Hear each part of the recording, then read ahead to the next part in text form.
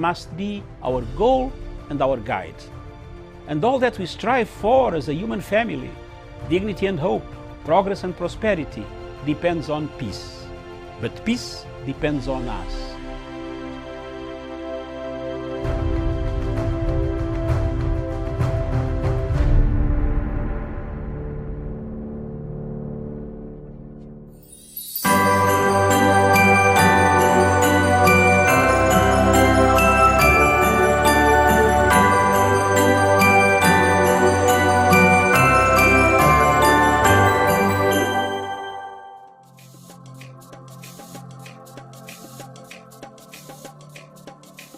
Way back in 1998, the late Secretary General of the United Nations by name Kofi Annan thought of an idea, brought an idea of saying the only way to bring world order where crimes committed that are not punishable in local courts, local countries, regional courts could be taken to an international crimes court. The Rome Statute and Rome Treaty of 1998 July was an offspring of already cooked DSGE intelligence system mechanism to keep Africa under check. Up to date, the French government pays 70% of the salaries of the International Criminal Court, from the porter to the judge to the prosecutor and the rest of the other people. This was a project of Kofi Annan and the Kofi Annan Foundation, followed by George Soros as an accomplice of Kofi Annan, brought in by Luis Moreno Campo and the entire system of the West, some countries in the West, to keep check on African countries that did not agree with the policies of the French and to their policies of Western culture. The International Criminal Court Chief Prosecutor Luis Moreno Campo agreed in all this that yes, he has been picking money, extra monies, and we followed the story together with my group in France, powerful investigators in France who worked together with me. And we found out that, truly speaking, Luis Moreno Campo, Fernandez Gumedi, the former judge, the president of the International Criminal Court, laundered money, some coming from American banks themselves. This evidence was put in the ICC. In the case of Bashir versus the chief prosecutor, I filed an application, which I still have, and which I'm going to publicize again, so that people can know that I was right. I've been vindicated because the American friends now have found that my credibility is real, that I was right when I stood up to say this court is corrupt. This court launders money, $17 million of United States money, laundered through Bahamas, through New York banks, back to Ocampo's personal assistant, by then called Fernandez Gumedi Silvia, who later on rose to the ranks of becoming the president of International Criminal Court. It has taken us time, energy, efforts, resources to investigate the corruption scandal that have rocked the International Criminal Court. Why should African countries continue to be in the ICC, yet even the superpowers like America are saying no, we have enough courts to try our own people? Viewers, It has taken Americans over 20 years to listen to our voices. When we told Rainburger in Nairobi that this court is a corrupt court.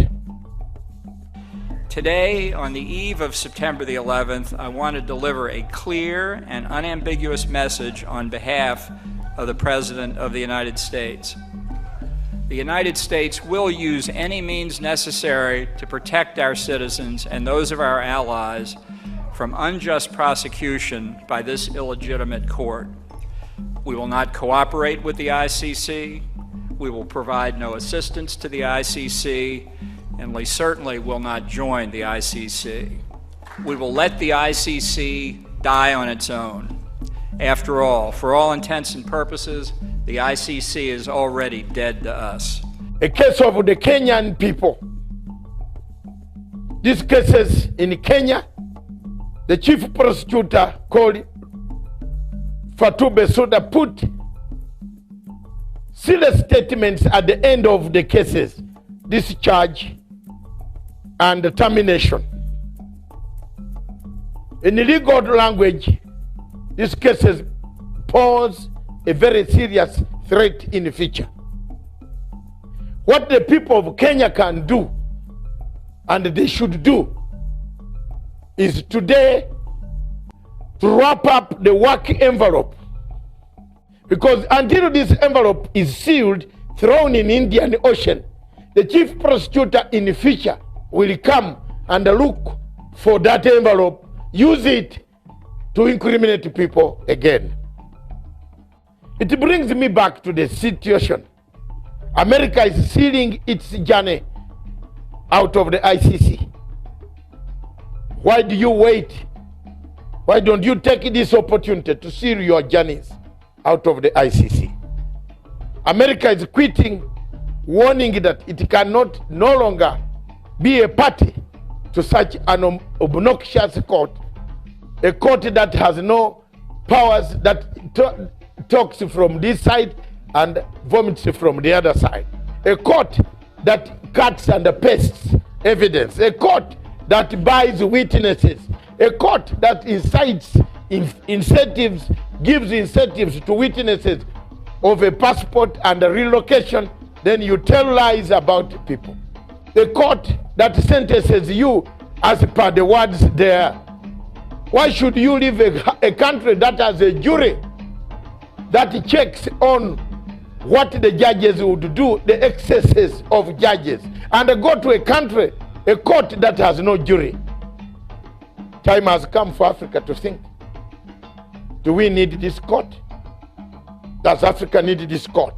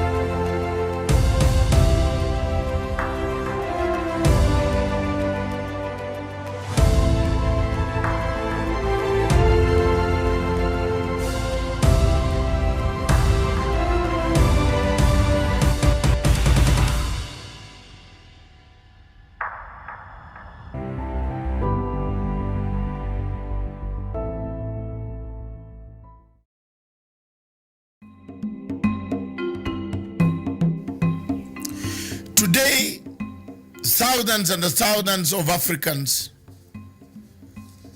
and many countries in Africa have conflicts.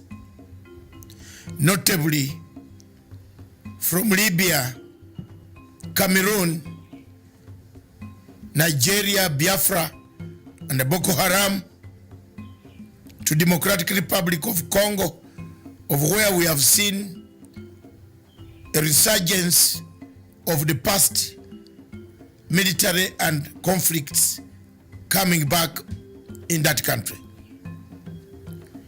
Hundreds and hundreds of people have been displaced, killed, maimed, tortured, raped, several of them dying of hunger, starvation, and other natural causes. The fighting seems not to be ending. For the sake of Libya, the Libyan recognized international government is under siege in Tripoli from another faction recognized by Egypt, France, UAE, and other countries. Whereas the one in Tripoli is recognized by the UN, it has been bombarded, has been strangulated, and many millions of Libyans are dying of hunger, lack of water. The water system has been cut off. The bombardment goes on. In Democratic Republic of Congo, we've seen more of active rebel activities returning to the region after some silence has been observed. When we come to Cameroon, we see millions and millions of Amazonians slaughtered. Yet, when you come to Biafra, again millions and hundreds of millions and millions are worried, displaced, tortured by the Buhari regime. Yet again in the north, we see Boko Haram killing, maiming, abducting, and burning down villages in the same Nigeria. When you cross over to Central African Republic, the same is the history that has littered Africa.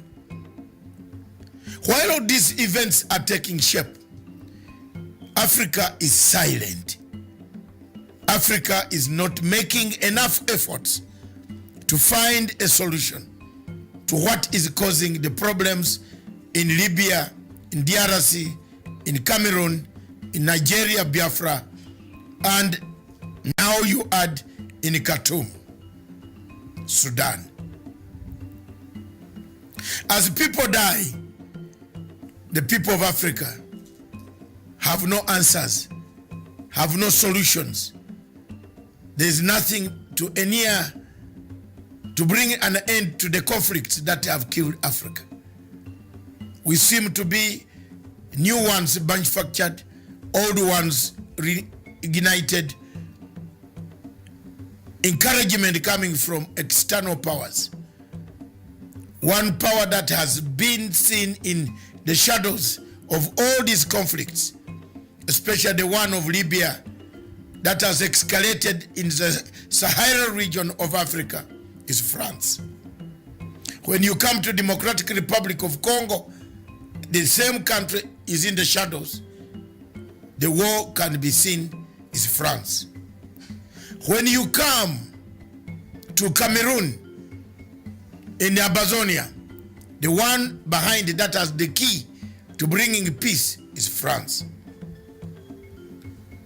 Therefore, our question as Africans, why are we silent? Why are we not saying enough is enough of the wars? Thank you.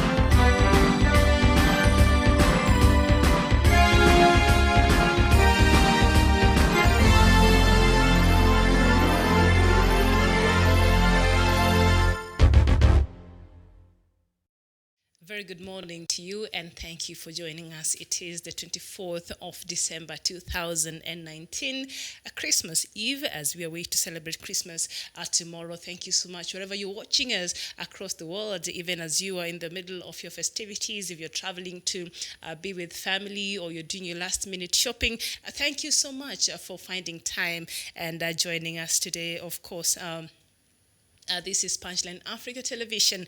The show is Good Morning Africa, and we are coming to you all the way from the Kenya's capital here in Nairobi. And my name is Miriam Ogutu. Dr. Matanga will be joining me in a bit as he comes for us to look at the topic of the day, that is the conflicts in Africa. And especially, we'll be looking at three case studies. That is the conflict in Nigeria that involves the Nigerian government and the Biafra. And of course, the Nigerian Biafra war was a civil war in Nigeria that was fought between the government of Nigeria and the secessionist state of Biafra. That was on July 6th, 1967, up to January 1970. And we've seen the renewed call by Biafrans wanting to secede from Nigeria. So we'll be bringing you the latest figures, the number of people who have died so far. Remember of that, the height of this war that in the latest recent times happened, of course, in 1969, where 12,000 people are dying every day due to starvation. They were starved to death, and that became the first genocide the world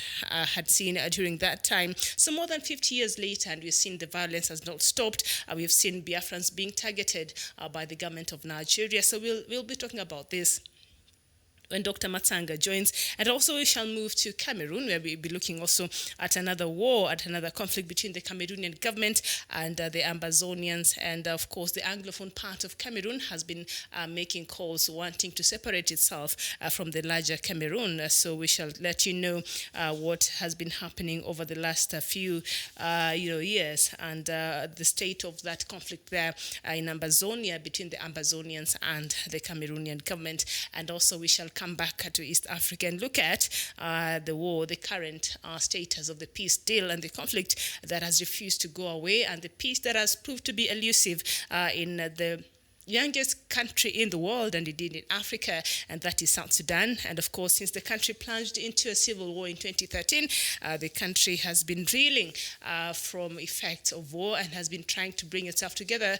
But we've seen the leadership in South Sudan, the world has questioned their intentions of truly wanting a peaceful South Sudan. So we shall look at those three, conflicts in Africa, because they're actively happening right now, even as we speak. There are deaths that are being reported in Biafra. There are deaths that are being reported in Ambazonia. There are deaths that are being reported in South Sudan. And in South Sudan, the civil war since 2013 has claimed almost up to 400,000 lives, and another 4 million have been displaced across the world, and that's why you see a lot of South Sudanese refugees across the world. So what really is at stake here? What is happening? Will the leadership be able to meet the 22nd of February deadline, the new extension that they were given after they failed to meet the 12th of November deadline? So we shall be looking at that. Thank you so much for your time. And then also we shall be looking at the newsmaking headlines across Africa. But first of all, I'd like for us to go through the newsmaking headlines in Kenya, and let us look at the headlines this morning, and we start with the Standard newspaper. On the front pages, we see Rubia, a renegade minister who fought for multi-party. So yesterday, from being the first African mayor of Nairobi at independence, Charles Rubia rose to the front line in the struggle for multi-party democracy, a quest that would see him detained in 1990 alongside Kenneth Matiba, who also died last year. So this Mr. Rubia died yesterday, and so he's the first African mayor here in Nairobi, so he goes in the book of history in this country. So yesterday, veteran politician Charles Wanyoike Rubia died, and he was the first mayor of Nairobi. In the span of his career as a public servant, he rose to become an MP, assistant minister, and cabinet minister before he joined the opposition movement that agitated for multi-partyism in the 1990s. Rubia was born in 1923 in Mariani in Murang'a district, now Murang'a County, and educated at Kahuhia Primary School and Kagumo Intermediate School. His peers at Kagumo included Julius Kiano, the first Kenyan to get a PhD and one of the youngest cabinet ministers in independence Kenya. President Jomo Kenyatta's son, Peter Muigai, was another of Rubia's classmates at Kagumo. And in 1941, he joined the Alliance High School, still one of the most prestigious schools here, public schools, high schools here we have in the country. So we lost one of our veered one of the people who fought for multi-party to come to Kenya. He was very vocal during those days when we had one-party rule by the former President Daniel Arap Moi. So he's one of the people who fought for Kenya to have multi-partyism. So as Punchline Africa family, we pass our condolences to the family of Mr. Rubia, who died yesterday. And as I mentioned there earlier, he was the first African mayor here in Nairobi, during the colonial period. And still on the front pages there of the Standard newspaper, we see Baba Yao fights back. And Baba Yao, that is the nickname for the Kiambu governor who has been embroidered in a lot of... he was impeached last week on Friday when Trump was being impeached. The other side of the world, we had our governor here, one of the counties here in Kiambu, being impeached, one of the most popular, counties we have outside of Nairobi here in Kenya. So impeached Kiambu governors moved to Supreme Court and Senate to have his seat, claiming there was no quorum when MCAs voted to kick him out of power last week. So he's saying, of course, Kiambu County has a total of 92 MCAs. So the minimum number of MCAs needed to sack the governor was 62. That is the minimum numbers needed because it has 92. So the minimum number required for him to have been impeached successfully was 62. But apparently, only 57 MCAs were present in the assembly during the vote, according to IT2. That is according to IT2.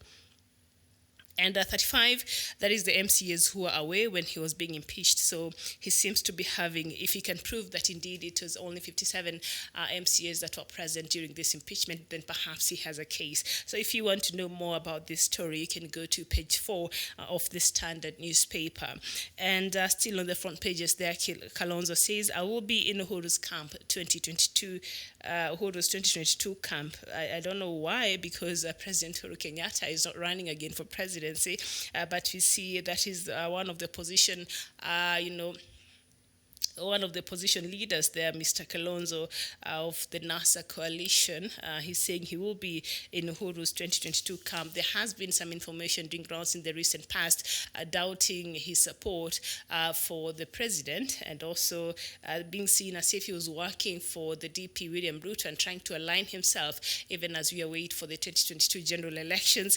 But he came out very strongly and condemned these utterances, saying these are just people who are trying to be malicious and trying to create bad blood between him and the president. So now he has been defending himself, trying to prove his loyalty to the president. I think he was given a job to head some peace mission. Was it in South Sudan or where? But he's been given something that he's doing, and so he's coming out and say, I'll be supporting Uhuru's 2022 camp, but President Uhuru Kenyatta will not be running in 2022. Remember, he is on his second and last term. Kenya, we have 2 terms, 5-year each. So President Kenyatta, other term started in 2017, and it has been hurdle after hurdle after hurdle just after election, and then a few months later, the handshake that he had with the opposition leader, Mr. Raila Odinga, that really went to expose the underbelly and the rift and the acrimony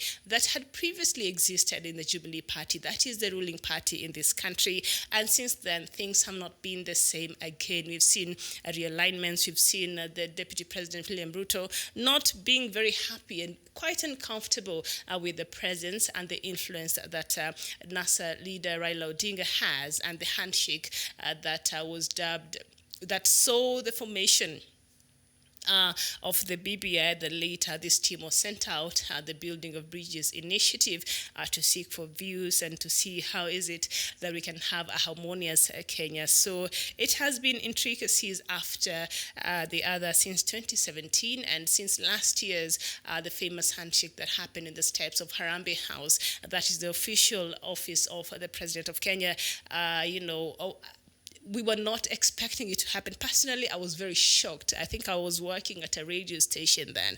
So we were just preparing for the 1 p.m. news. And so mid-morning, we received an alert that the president will be holding a press conference. And then we see him coming out of the Harambee House and stepping outside with the opposition leader, Raila Odinga. That was a shock because we did not see that. Because before then, it was very acrimonious, because the opposition was still standing its ground, saying, their ballot was stolen after the elections. The results were cooked, and it was too much. Remember, the people, opposition went to the Supreme Court and challenged, the results, and President Kenyatta's election was invalidated. And then after that, that is in August. Then the ruling was made in 1st September, and then in August, in October, we had to go for another presidential election, and so the opposition decided they're not going to participate, and so President Kenyatta was elected again.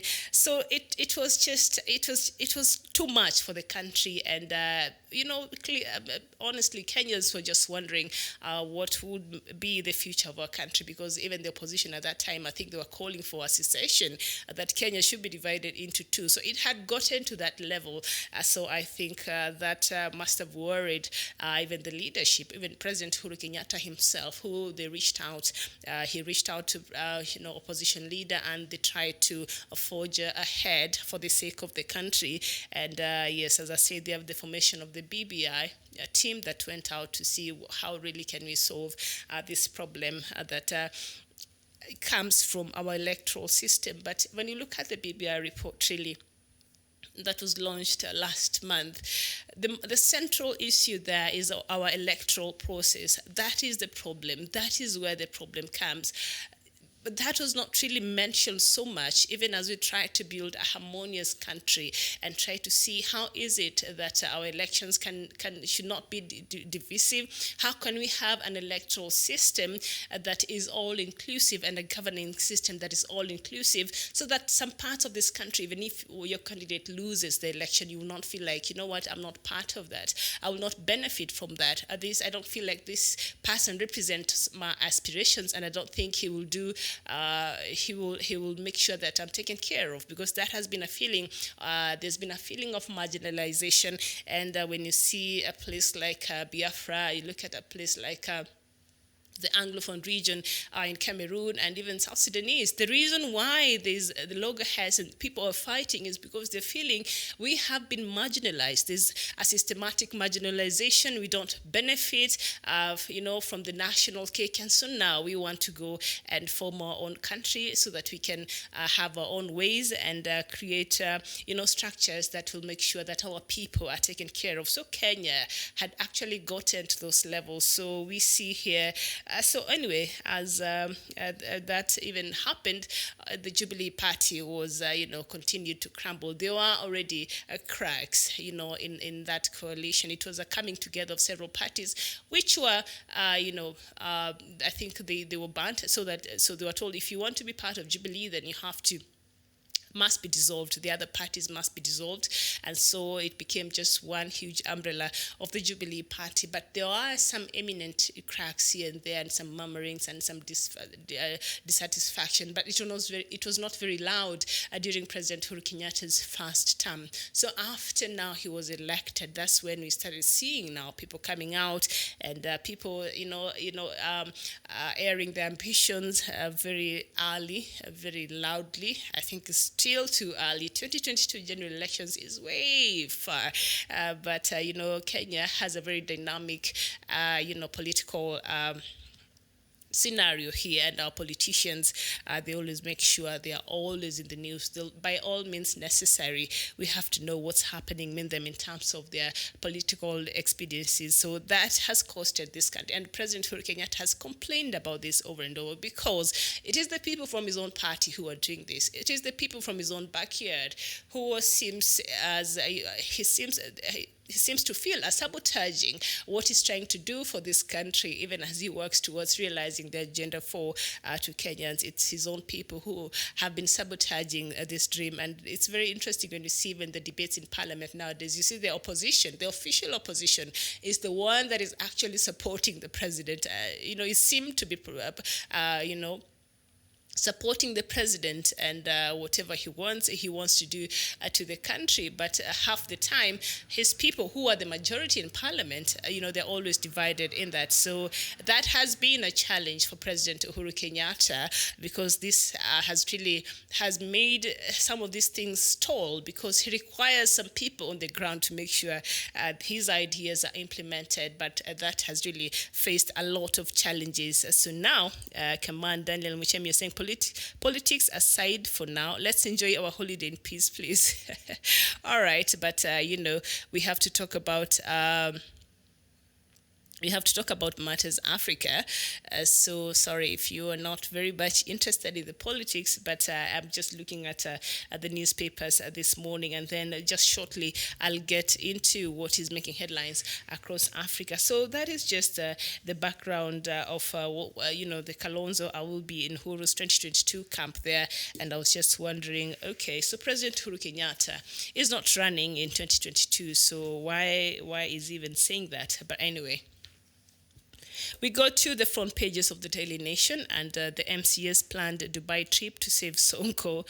That is the front pages, because the Nairobi governor also now faces a lot of troubles. He went to court, and the court says he cannot access his office until he's cleared from this case, that is on corruption cases and other charges that he is facing in the High Court here in Nairobi. So he was barred. So he went to challenge this ruling last week on Friday, but he was told no, that was upheld. You cannot access your office. You cannot go there and do any work, because you might tamper with some evidence or whatever it is. So he was barred from that. So the judge just reiterated a ruling earlier that the precedence was set by the ruling earlier by Judge, what's her name, Ngugi, and so they're just following that. So in a move that would hurt impeachment quorum, 18 MCAs were cleared for 11-day junket that would have lasted until end of year. So let me see. So 123, that is the number of MCAs who sit in the Nairobi County Assembly. The absence of 18 would have hurt a quorum, even though the law requires a two-third majority to impeach. So they were planning to impeach, I think, Governor Sonko. So now I see here MCAs planned Dubai trip to save Sonko. So I think those were allied to, Nairobi governor. It is said that they're trying to find ways in which they can give the governor some reprieve and not participate in his impeachment. And even if, they can save him. So there it is. And still on the front pages, we see the tribute to multi-party hero, Mr. Rubia, who I said there was the first, African mayor in Nairobi. He passed on yesterday. And also still on the headlines there, with the high cost of living, this will be a broke Christmas for Kenyans, feast on a shoestring. Now, only 3% say they will spend more than what they did last year, signaling the fall of fortunes for many who are facing huge transport and commodity price increases this season. Kenyans really, really love their Christmas celebrations. I mean, yesterday I was in town from last week.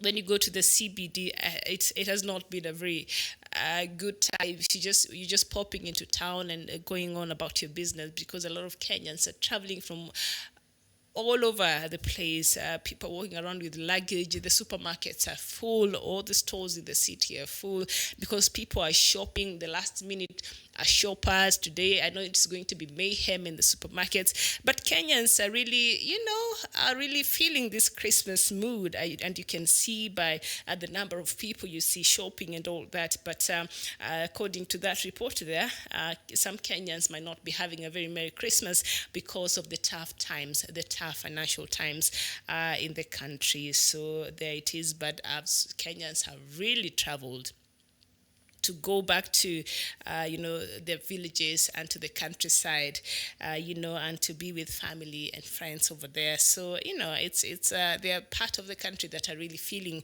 and are really in their festive moods. But for others, it may not be a very Merry Christmas, as I mentioned there, because of the high cost of living in the recent past. Everything has soared. The prices right now, if you're paying a bus, say 1,000 shillings, Kenya shillings, to go to a certain town, now it's double or even triple. Like, prices have gone up for buses. Flights, you can't even get a flight right now. All is booked and the prices are over the roof. I don't know. I'm not a Christmas traveler because of the mayhem and the exorbitant prices I think people pay. I'd rather travel during Easter or August, the summer, holidays. But no, now it's just hectic, and it's just when you go to the CBD to town, it's just hectic. But hey, I think that is the spirit of Christmas. So it's a Merry Christmas even to our viewers and the rest of Kenyans across the country and across the world. So on the front pages of the Star newspaper, Super 6 team to face Ruto in 2022. Kikuyu elders dismiss Sugoi meeting as inconsequential. That is page 4 and 5. I don't know what this is about. Let me maybe just read a line or two. Jane Masharia, thank you so much for joining and thank you for tuning in. So a group of Mount Kenya power brokers determined to control President Uhuru Kenyatta's succession is cobbling an alliance to lock out Deputy President William Ruto from State House in 2022.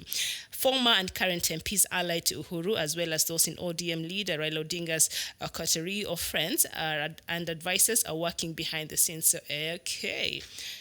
I'm not sure how Deputy President William Ruto will receive this, but I don't think this is I think this is an open secret.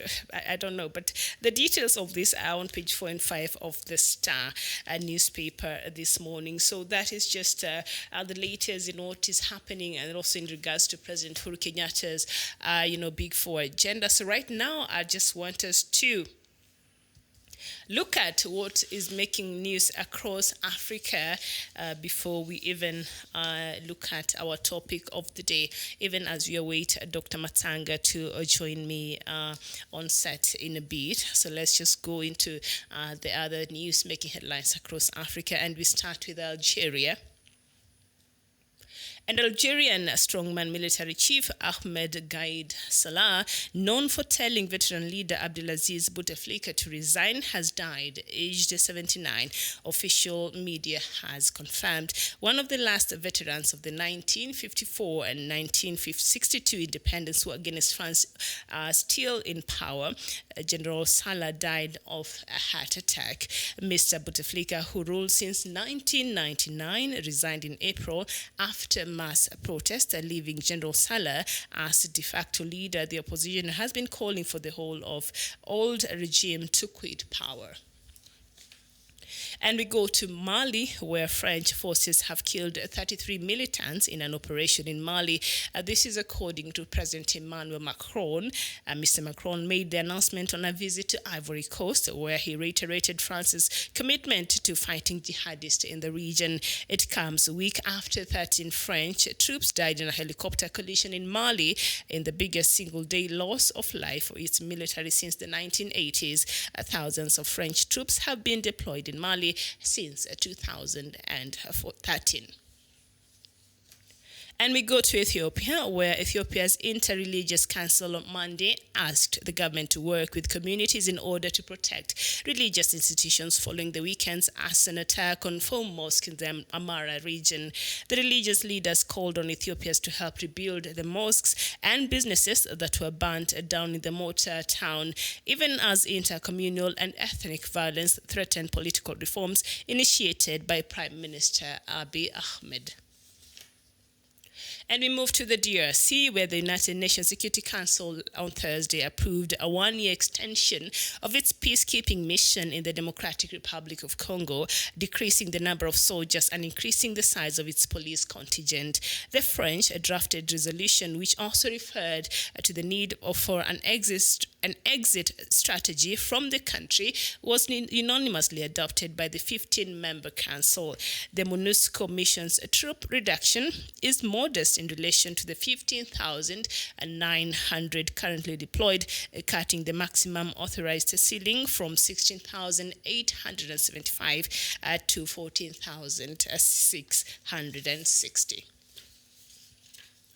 And we go to Sudan, where now Sudan has formed a committee to look into the options of removing subsidies on basic commodities without provoking the price increase that started a successful uprising against former President Omar al-Bashir.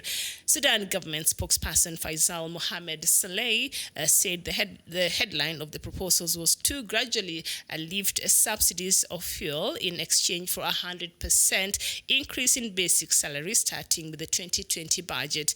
Petrol now cost about 10 US cents per litre in Sudan, one of the lowest gasoline prices in the world, and cost 16% of gross domestic product. He said the decision was reached during an extraordinary meeting on the budget chaired by Prime Minister Abdallah Hamdok on Sunday, that is on December 22nd. We go to Guinea, where opposition parties in Guinea have pledged to boycott legislative elections set for February 16th and prevent them from taking place in a dispute focused on the country's electoral roll.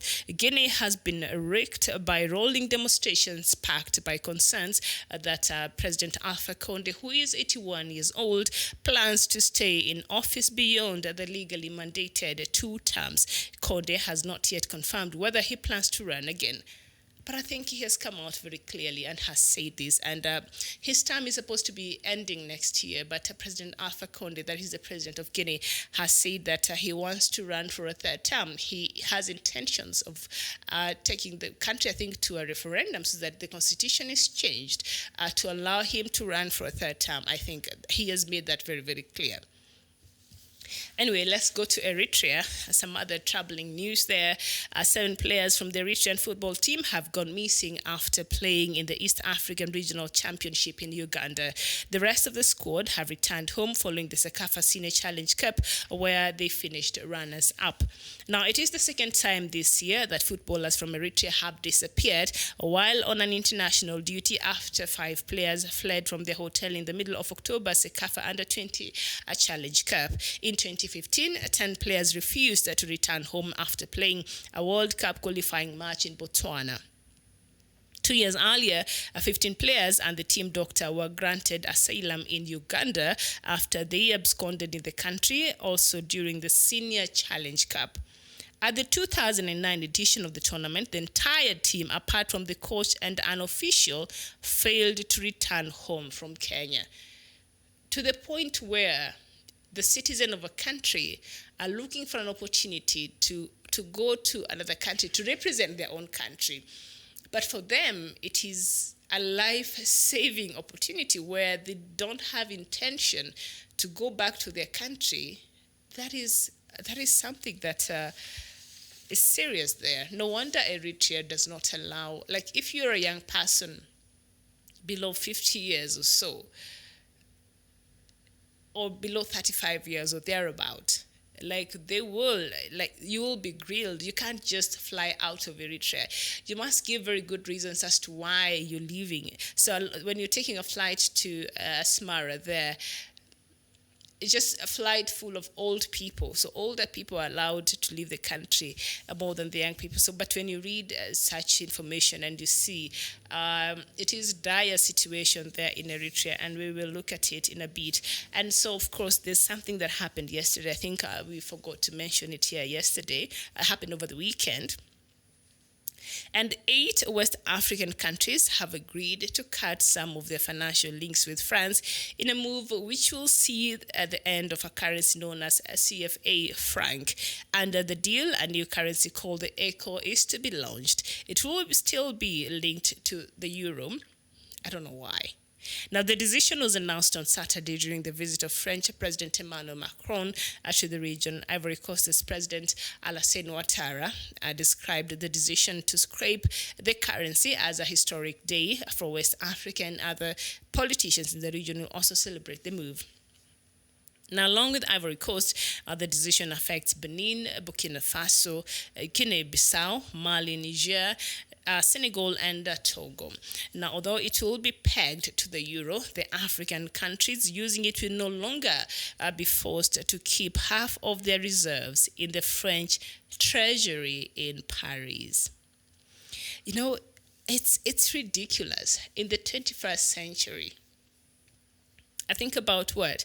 These are 8 West African countries, but there are 15 African countries that still put their money in the reserves in the French treasury in Paris. Can you believe that? So if you've done your budget as a country, you have to go to France and tell them, okay, so this is how much we have.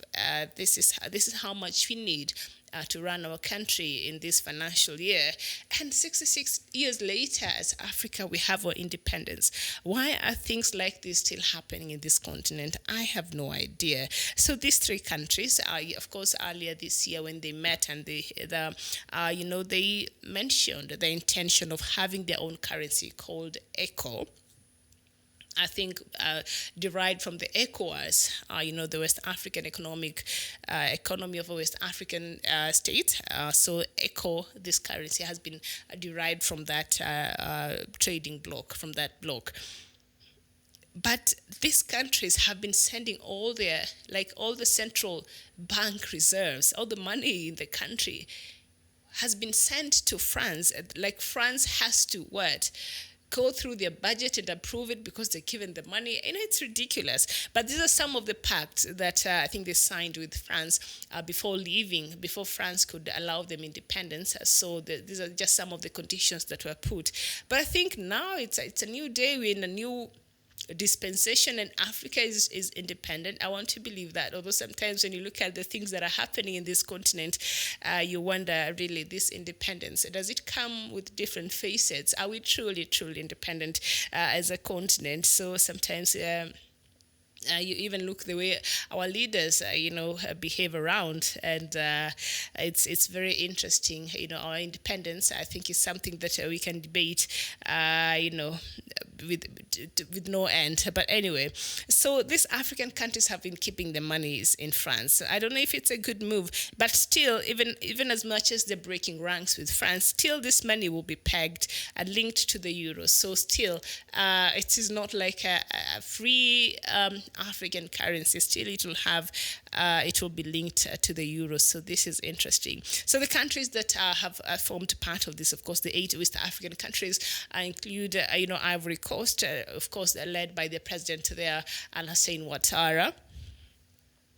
Benin, Burkina Faso, Guinea-Bissau, Mali, Niger, Senegal, and Togo. So these are the countries that have agreed now they will scrape off the CFA franc that was pegged to, French, and now they want to form their own ECO currency, but that also will be pegged to euro. Like, what are you doing? Why? Why?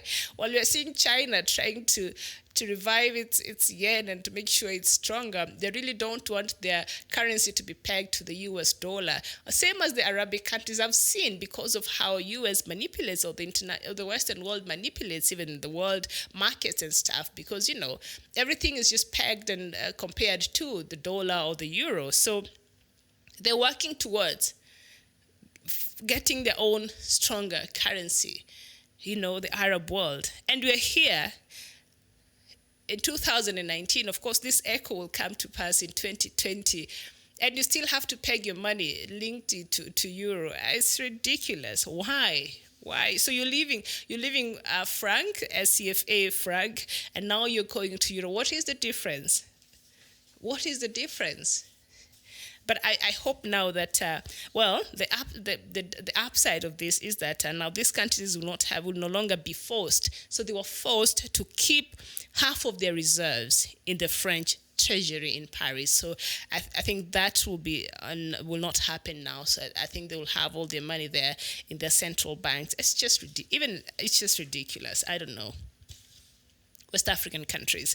But that is a good move. So let's just see how much that will work out there for those countries in ECOWAS and those 8 West African countries there that have decided enough of French, influence in our money. So now we'll have our own eco currency, but still we'll have it pegged in euro. It's ridiculous. So anyway, Bismarck Bura, you're saying it is a lip service, independence in Miriam. I know. I don't know what is your opinion, Bismarck Bura. Thank you so much for joining, and the rest of you who are watching. I don't know what will be your opinion in the West African, these countries that have decided they don't want to be associated with the CFA franc, but still this new money, this new currency that will be launched next year, it will still have ties with the euro. Like, what is the difference? What are we doing? Am I missing something? Yeah, are they too afraid to just have full control of their own economies and stuff? Like, what is going on there? So I don't know what your opinion is. Let me know. So yesterday, Algerian strongman military chief Ahmed Gaid Salah, known for telling veteran leader Abdelaziz Bouteflika to resign, has died aged 79. And so this person was very vocal. Remember, he was supporting President Abdelaziz Bouteflika until the last minute. But when this protest started in Algeria, I think in January, this Army General Gaid Salah was very much so in support of President Bouteflika going for another term. Remember, President Bouteflika had been in power since 1999, so he had ruled that country. He had ruled that country for about 20 years, So he wanted to go for another term. And Algerians were like, no, you cannot go for another term because one, the president had suffered a stroke in 2013. So he was not 100% when it came to his health. He was very frail. He was in and out of the country to seek for medical attention. And so he no longer could carry out, his presidential duties and responsibilities effectively. So he had some of his ministers or some of his officials, going on and representing him across the world, or just carrying out, delegating his duties sometimes to them. So Algerians are like, no, you have already led us for 20 years, and outside of that, you are incapacitated, literally, because you're not well. And on top of that, what makes you think that if you give you another extra years, 5 years, what is it that you're going to do that is different, that you've not done in these 20 years? So the protest started there in Algeria when the president, I think he was in February, he was leaving, going to, Belgium or France? And he went there for 2 weeks for some treatment. And then he came back and he said, you know what, I'm not resigning. Then after a while, he said, you know what, I think I'll just run and then I'll serve half of the term. I will not go full term. You wonder, okay, really? But so this general, Mr. Gaid Salah, was in support of him all through all of this. But I think when the protesters continued with their demand, I think he heed to the demands of the protesters, and he gave the President Bouteflika an ultimatum, and he said, you have to resign. He called a press conference. I remember watching it, and he said, you have to resign, and we're giving you time to resign, or we shall remove you very, gracefully or ungracefully, but you have to resign. And so he gave in. So in April, of course, after mass protest, he forced. So he is the person who actually leading the army. Forced President Abdulaziz Bouteflika to resign. But remember, he was a very close confidant of President Abdulaziz Bouteflika. So if you've been seeing, and then I think another mistake, because these are some of the things that the protesters have been wanting, done. They have been wanting the people who are close to the president to resign and to be removed from power and not to participate even in the elections. Remember, they had the elections on the 12th of December, which I think had a very low turnout in the history of that country. Only 39% of the registered voters in Algeria turned out to vote. And president now, I think the one that is right now, I can't remember his name exactly, but he won with 58% of the votes that were cast. But even on the voting day, protesters were protesting across the country, Algiers, the capital, and all over the country, because they're saying this chief, Gaid Salah, insisted on having these elections even as the protesters refused. So I don't know, by his death, will this change the call by the protesters? Will they continue to respect this president that was elected and the new leadership that we have now? He was sworn in last week, so I don't think they have any much choice. But they have been protesting, unless he decides to resign. But they have been protesting, saying, Mr. Salah, the now late, who died yesterday, the army chief, had no business allowing for an election to happen, because since the ousting of President Abdulaziz Bouteflika, he has been the de facto leader there. They refused to have an election in July over the same grounds, and even the December elections, they did not want it, but it happened anyway. Mr. Gaid Salah insisted that elections have to happen, because he says the country has to come together. And the country must have a semblance of leadership and the institution of the presidency and all of that. So the protesters have not been very happy with this army leader, even though he is the one who forced President Abdulaziz Bouteflika. But even after he did that, because he was a very close confidant of the former president, the protesters were not very happy with him being still at the helm of the country's, a powerful military man and a de facto leader, I think, since the ousting. So they wanted him to resign, I think, among other demands that the protesters had. So they were not very happy with him. And, of course, him forcing elections to happen in December 12th, that really did not put him in very good books with the protesters. So I don't know his death. I don't know how the protesters have received this death. Will it be a good news? Will it mark a new beginning? Will it mark what? But now we have Algeria has a president, and the protests continue to happen. And we've seen the placards reading, you're not my president. So the protesters have refused to recognize the newly elected president there. But I think a section of the population there in Algeria just wants the country to move forward. It's almost a year since the protest starts. It's a year after Sudan's protest started. And we've seen they've moved ahead. The protest started last year in December. President Omar al-Bashir was ousted in April 11th, to be precise. But we've seen a huge progress being made. They now have a new prime minister, Mr. Abdallah Hamdok. And I think yesterday I had some news here. I didn't get a chance to read it because we had other things to talk about. So I did not have a chance to read all of the African news I had yesterday. I think there was a news item about Sudan being removed from countries that do not tolerate other religions. Something of a similar, something of the same, yeah? So not from the list of the countries that are supporting terrorism. It's still on that list. And Sudan has been, trying to convince the U.S. that, it's a new day in Sudan. We are changing things and we are okay now. And I think now it is time that you remove the country from the list of countries that support terrorism across the world. But I think it was a reprieve.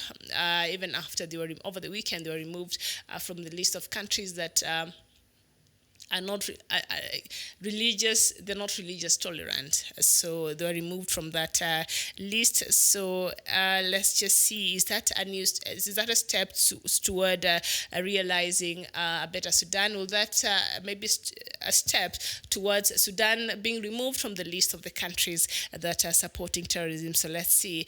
Coming 2020, I think that is one of the things that we'll be looking at. So anyway, in the matters Algeria, there are now that military strongman Chief Ahmed Gaid Salah, died yesterday. So it's a new beginning for Algeria. I don't know if it's a new beginning. I don't know if that will change, the dynamics there as it is right now.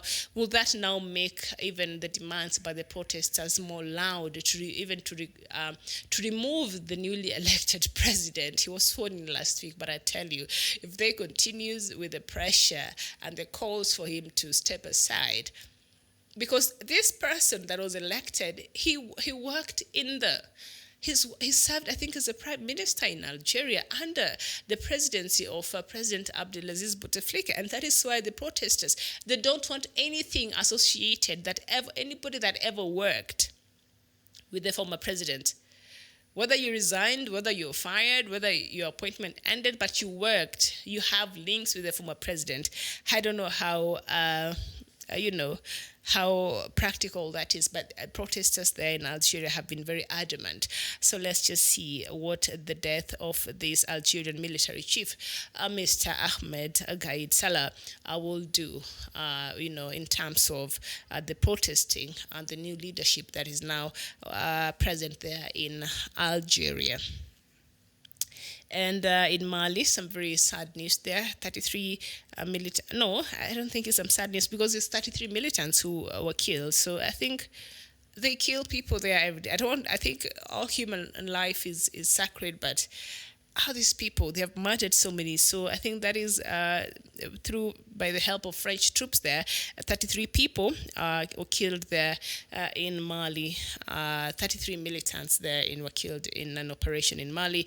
That is according to President Emmanuel Macron, who has been on a visit in the West African nations there. And the latest, Mali and Niger have suffered immensely from the attack by these militants, Boko Haram militants, and other Islamic state militants there that have been wreaking havoc and causing a lot of innocent deaths there, including Nigeria, Burkina Faso. We've seen every time we come here, we are reporting about the deaths that have happened, that have been caused by these groups there. So there it is. So yesterday, Ethiopia's Interreligious Council asked the government to work with communities in order to protect religious institutions following the weekend's arson attacks on 4 mosques in the Amara region. I think things like this are uncalled for.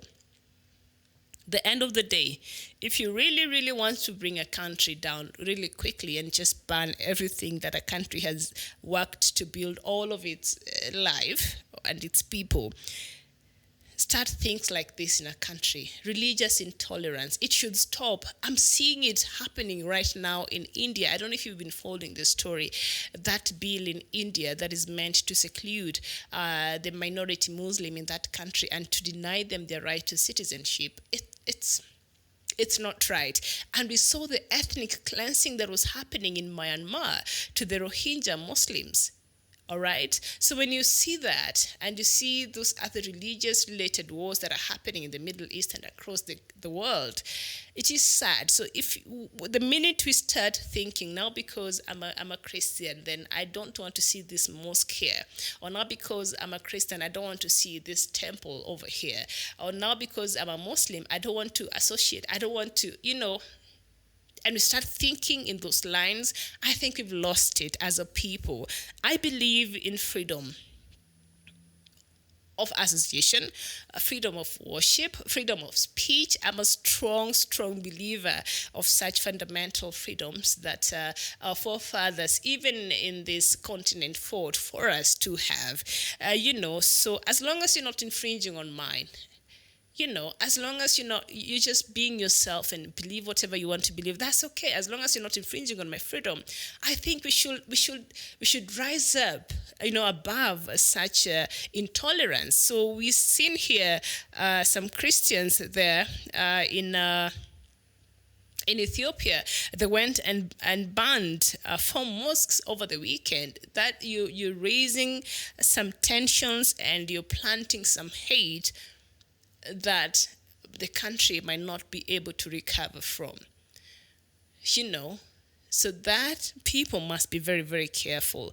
So the religious leaders, of course, called on Ethiopians to help rebuild the mosques and businesses that were burnt down the mortar town, even as intercommunal and ethnic violence threatened political reforms that has been initiated by Prime Minister Abiy Ahmed.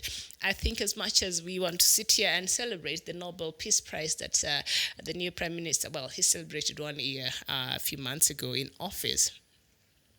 But even as we sit here and celebrate the Nobel Peace Prize that he received, I think, last month in Oslo, in Norway there, but also his leadership has been met with enormous challenges. He's trying to rebuild Ethiopia. He's trying to bring people together, but we are seeing more and more communities, more states, more people want to be autonomous. We've seen more people call for self-rule in some parts of the country. So I don't know if perhaps he did not his strategy, or I don't know what is happening, but in Ethiopia, we've seen a lot of things being awakened that was not really present there earlier years. So by him coming and introducing some reforms, it has not worked for him very well. Instead, we've seen things happen that are not very, very good there in Ethiopia in terms of security. We've seen now we're seeing things like these mosques being burnt there. Ethiopia is predominantly this religion from Russia. I've forgotten, but yes. So he's been having a lot of troubles in that, and. So the latest from Guinea, opposition parties, have pledged to boycott legislative elections set for February 16th to prevent them from taking place in a dispute focused on the country's electoral role. So, President of Guinea, Mr. Alpha Conde, has insisted on going for another election, changing the constitution to allow him a third term, and the people there are not having it. So I'll take a very short break, and when we come back, we'll be looking at the topic of the day today, the conflicts in Africa. And I said earlier there, we'll be looking at Nigeria, and then we'll go to Cameroon, look at the conflict between the Cameroon government and the Amazonians, and we'll also look at the latest from South Sudan. So don't go too far. Dr. Matsanga will be joining me, and Good Morning Africa. We'll be right back.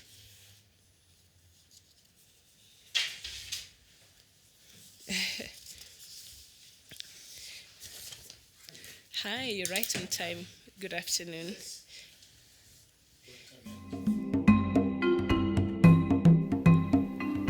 I want to call upon the people of Amazonia today, wherever you are in the diaspora in Amazonia itself, that in a struggle you are bound to have divisions. But divisions should not divert you from the main focus, the main challenge. We have struggled to expose the happenings, the human rights abuses in Amazonia. The army has killed hundreds and hundreds of thousands, burnt houses of people, internet was cut off, schools were closed, dispensaries, hospitals were burnt down. Amazonians should not be intimidated by Paul Robia.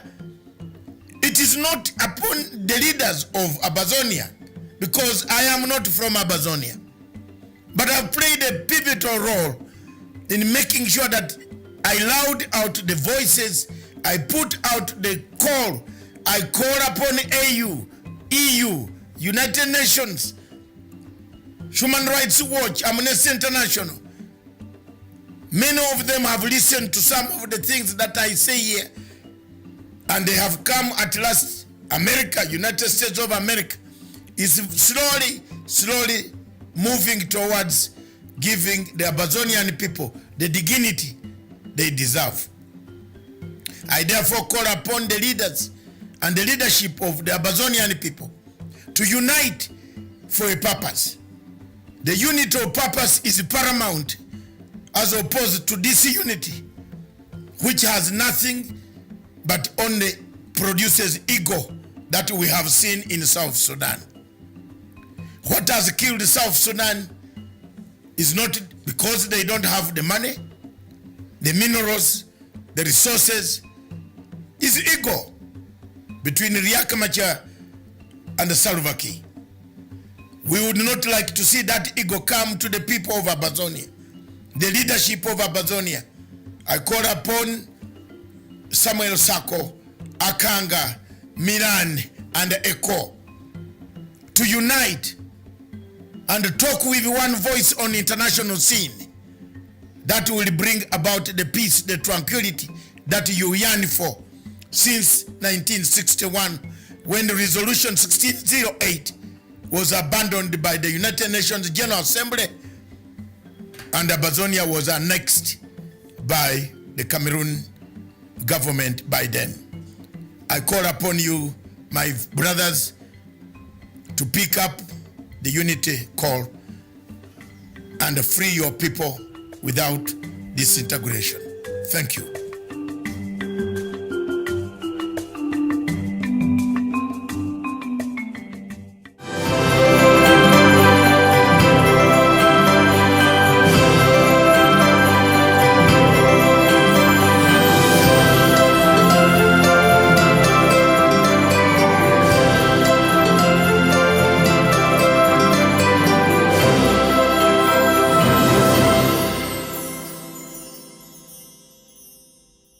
Welcome back, and thank you so much for watching. And the top deck there, you're saying hello, Miriam and Dr. Matanga. How are you feeling today, guys, this morning? We are feeling very okay, and we are in the festive season. It is the eve of Christmas 2019. Thank you so much for watching, and the rest of you who are watching us across the globe. So right now, I'm joined by my co-host, Dr. David Matanga. Doctor, good afternoon. Good afternoon. Thank you very much. Viewers, wherever you are, Merry Christmas to you. As promised, I think we have patterned up again in thoughts, although very apart, but instincts. Thank you very much, Miriam. Thank you very much for holding the 1st hour and talking about the legacy of President Uhuru Kenyatta, the trend, how it is moving. What can we do? What can we concentrate on in the last remaining 2.5 years?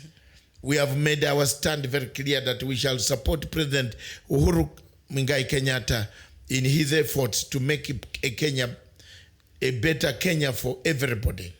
Thank you very much. This morning, this afternoon, we shall be looking at another subject which is making everybody very scared in Africa. And to the extent that the African Union has said February, the summit will be held to talk about the end of conflicts in Africa. Conflicts in Africa come in several ways. One of the ways that conflicts have occurred is because of scarcity of resources, the equity of resources, distribution of resources. These have, brought about sharp conflicts. Political conflicts come out as a result of elections, disputed elections, send people to the bush. As you might know, Museveni went to the bush in 1981 after the disputed Ugandan election that was marred with irregularities, which I can't believe. Yes, it was marred with irregularities. He decided to go to the bush. Today is almost 40 years. He's still the leader of this country, of Uganda. So elections in Africa also cause conflicts. If the elections are not well conducted, conflicts will will spark off. Now, there are two countries that I want to, or three, that I want to narrow down on the type of conflicts that are shaping up on the continent that we should watch out in 2020. One of them is Nigeria.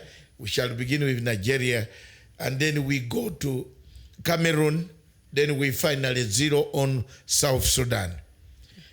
The rest, I'm not saying there are no conflicts in other places, but we shall do them in bits and bits before the end of the year.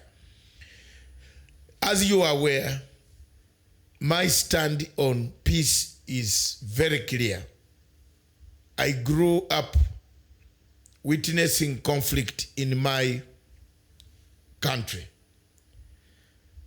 11 years after my birth, in 1966, we had the first conflict in our country called Uganda. The king and the then prime minister, the late Obote and the late Mutesa, clashed. That was our first conflict in our country called Uganda. After getting independence, we were struck by the first conflict. And that conflict devastated quite a lot of people.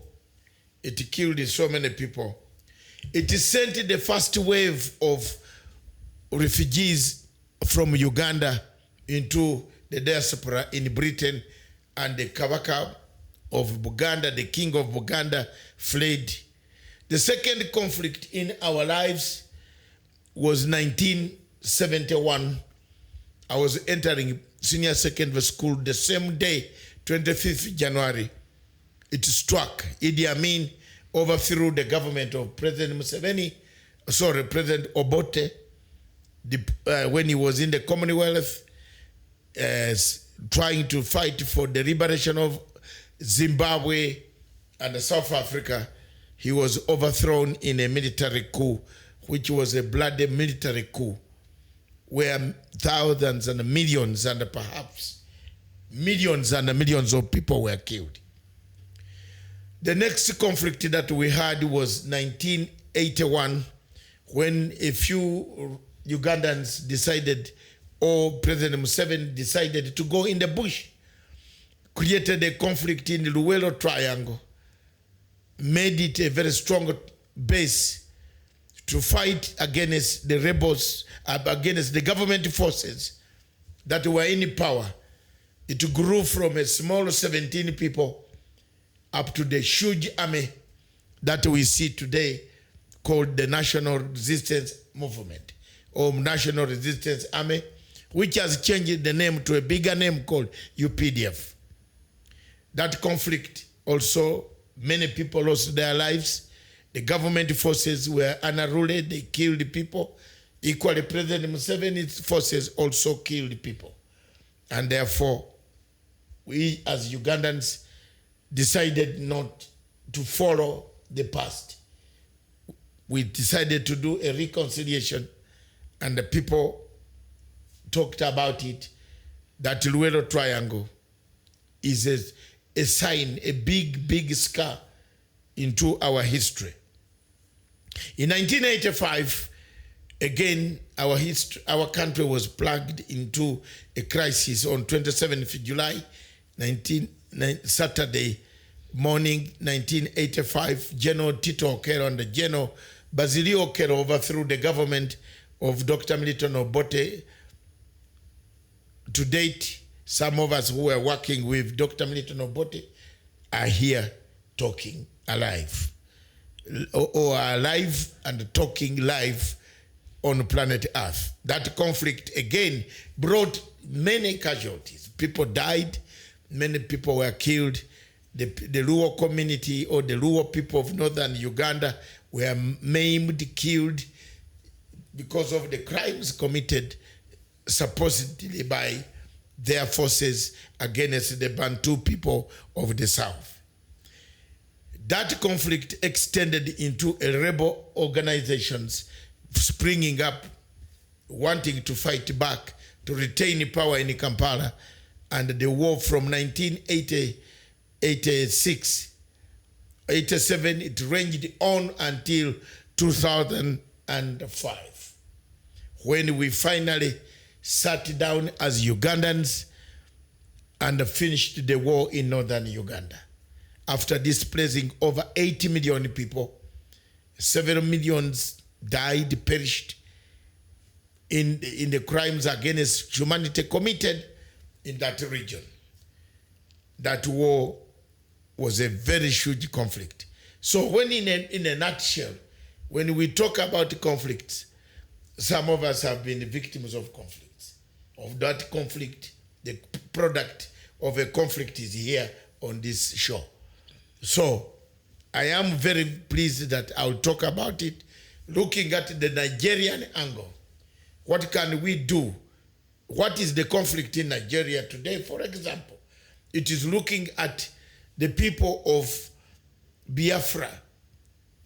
The Biafran conflict, 1967, it was signed. People agreed to move on. It has resurrected. Buhari is killing people as we speak now, wiping out villages in southeastern Nigeria, torturing younger men, women, all people who don't believe in Buhari's policies are being wiped out. That is the conflict we shall begin with. Over to you, Miriam. Yes, indeed. And of course, the Nigerian Biafra War, the civil war in Nigeria that was fought by the Nigerian government, pitted against the Biafrans who wanted to secede. Started in July 6th, 1967 and ended January 15th, 1970.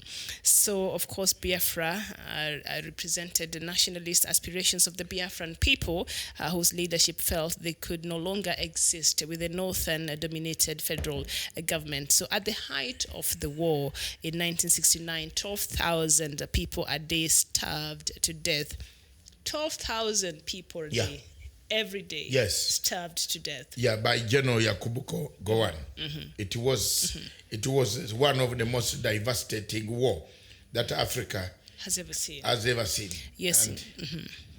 And more than 50 years later, and the violent persecution of the Biafran people by the Nigerian state continues unabated.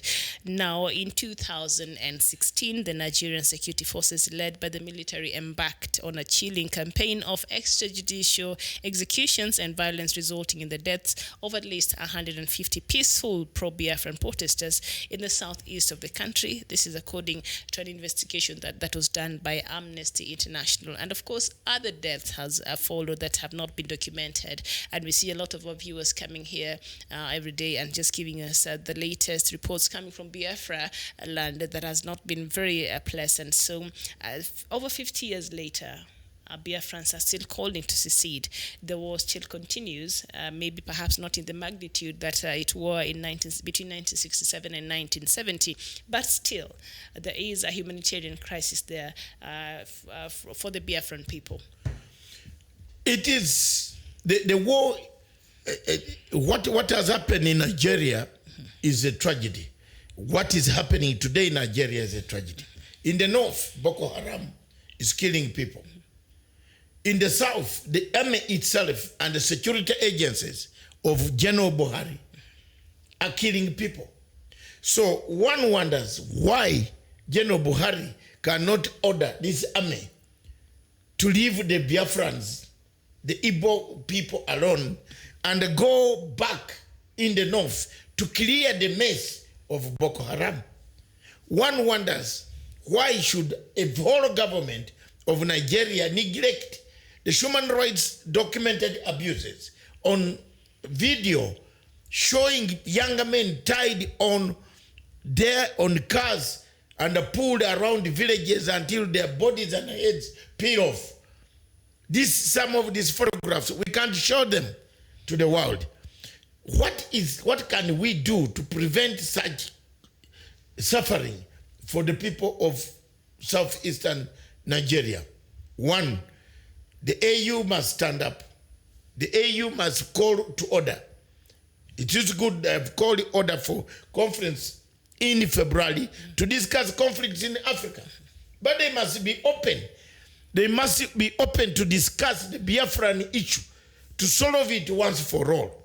What the Biafrans want is an independent, is just a referendum to decide whether they want to stay in Nigeria or they want a state of their own. Now, why should a normal government fail to give its people a referendum? You can give a referendum and stagger the departure. And I said we have agreed on the referendum, but there you are. You can now, stagger the departure. You will depart in 2040. Biafrans will be contented. But if you have stopped, you have refused them departure, you are killing them on a daily basis, you are slaughtering, defiling, raping women and men, together all of them. The army has turned on raping men. The atrocities that are taking place in Nigeria, southeastern part of Nigeria, are worrying. And therefore, the only way to do it is to call upon African Union to stand up and help.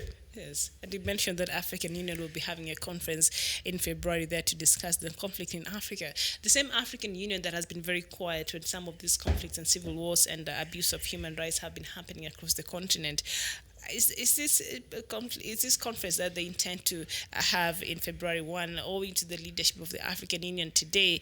Do you expect any genuine resolutions there, or people who come there to actually find solutions to some of these problems, or it's just a coming together of just another meeting by the African Union leadership? Should Africans be hopeful? First of all, Africans to be hopeful where? Because you can't be hopeful. 2019 has seen Libya collapse. 2019, we see now a war returning in Ivory Coast. Ivory Coast government has just issued a warrant of arrest for the opposition leader, for the return of opposition leader Soro. I saw it. Who was coming back, and they diverted the plane into Ghana. They have issued a warrant of arrest. Now, if you are looking at African Union, forget it. The African Union itself is riddled with claims, very serious, verifiable claims of bias. They have seen conflicts in Nigeria. They don't summon, they don't even make a note. The Security Council has never made a note. The Security Council has never made a note of Africa that there is a war that is killing people in Nigeria. They meet every day. The situation in southeastern Nigeria is analyzed, but I have not seen any document publicly which condemns the killings of the people of Biafra. Yes, indeed. So I don't know. Let's just wait and see in that meeting later in February 2020, because they had an emergency meeting in July, or was it in June? Earlier, no, in May this year, to look at the conflict in Libya. You've not seen anything change. Instead, you've seen the situation worsen, because even some of the players that are supposed to be finding solutions, like the AU chairman there, Mr. Al-Sisi there, is mentioned and is embroidered in this conflict in Libya. So the Al-Sisi is part of the problem. Yes. Al-Sisi of Egypt is part of the problem of Libya. And that is why you can see Libya falling into the hands of a rebel, an American stooge. And America is playing it with its head in the sand, waiting until Tripoli is taken over, then recognize General Khalifa, Haftar Khalifa. You see? So it is... It is a sad situation in Africa, to be very honest, that we have allowed conflict sponsored by the West to come and cripple our own economy at the expense of our people who have no jobs, no medicine, no schools, no roads. We have a problem ourselves as Africans to tell the world that what happened to us. All right. So, as I said, there's a doctor has informed us there earlier that the AU is planning to have a conference in February to look at the conflicts in Africa. Okay, we'll just be here reporting on what's really happening there. This conference that will be happening in the AU next year there. So, do we move to the conflict now in Cameroon? Yes. Yes, and in Cameroon in late 2016, English-speaking lawyers and teachers peacefully protested against the use of French in the nation's courts and schools. Their demands were met with a crackdown by security forces. They were peaceful, the same as France in 2017 and 2016, the same year. They were peaceful. Can we just have peaceful demonstrations like the ones we've been having in Algeria and just people go home? Why do they have to be met with a lot of force? Peaceful demonstration. Is there any peaceful demonstration in Africa? Where have you seen one? Algeria. No, it's never peaceful. It is finally this past forcefully. There is no a demonstration that is ever peaceful. We can only have a violent demonstration. We can't call it. For us to have results. Yes.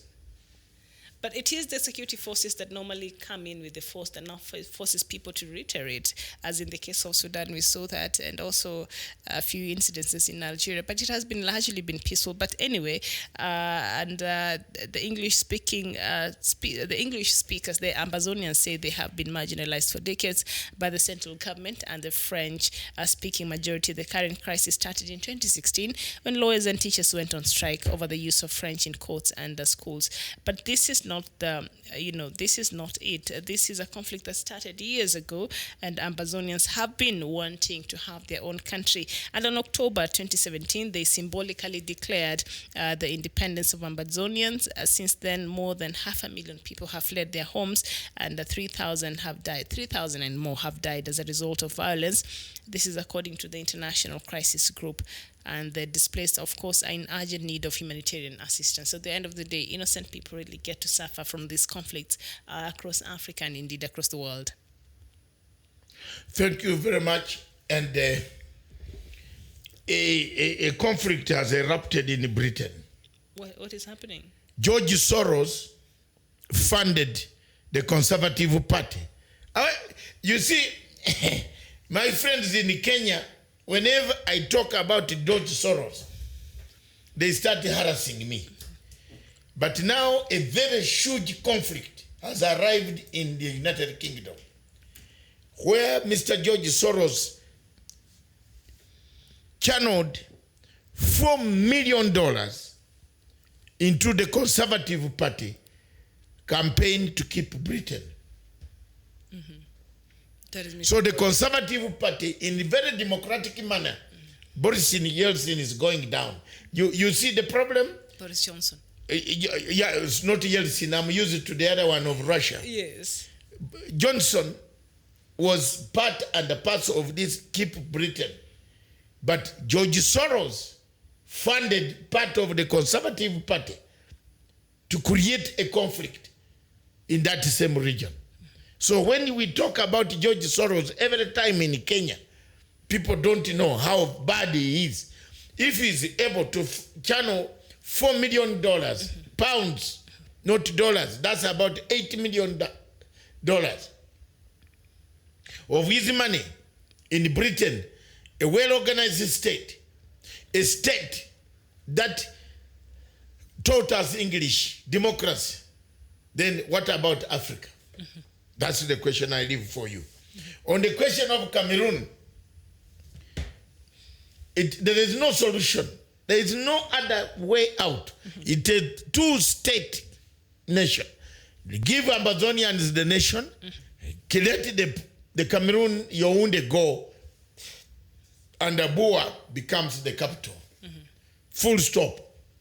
That is the only way out. Yes. It is not there.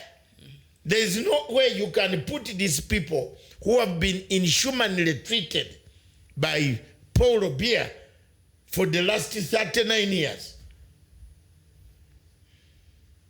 It's impossible. The killings in Amazonia cannot be reversed until there is. The only gain that the people and the suffering that they have got It's a two-state nation. And of course, even as this conflict continues, in August, the world was shocked when Amazonian movement leader Mr. Sisiko Ayuk Tabe and his 9 followers were given life sentences by a military court, in the capital Yaoundé, and they were convicted of rebellion, among other charges. But also something that was really shocking to the world is they were asked, because they were arrested in Nigeria in January 2018 and deported back to Cameroon, which is against refugee laws, international laws, and the court also ordered the 10 to pay around $422 million to the government of Cameroon. 400. It's like you're asking a whole government to pay.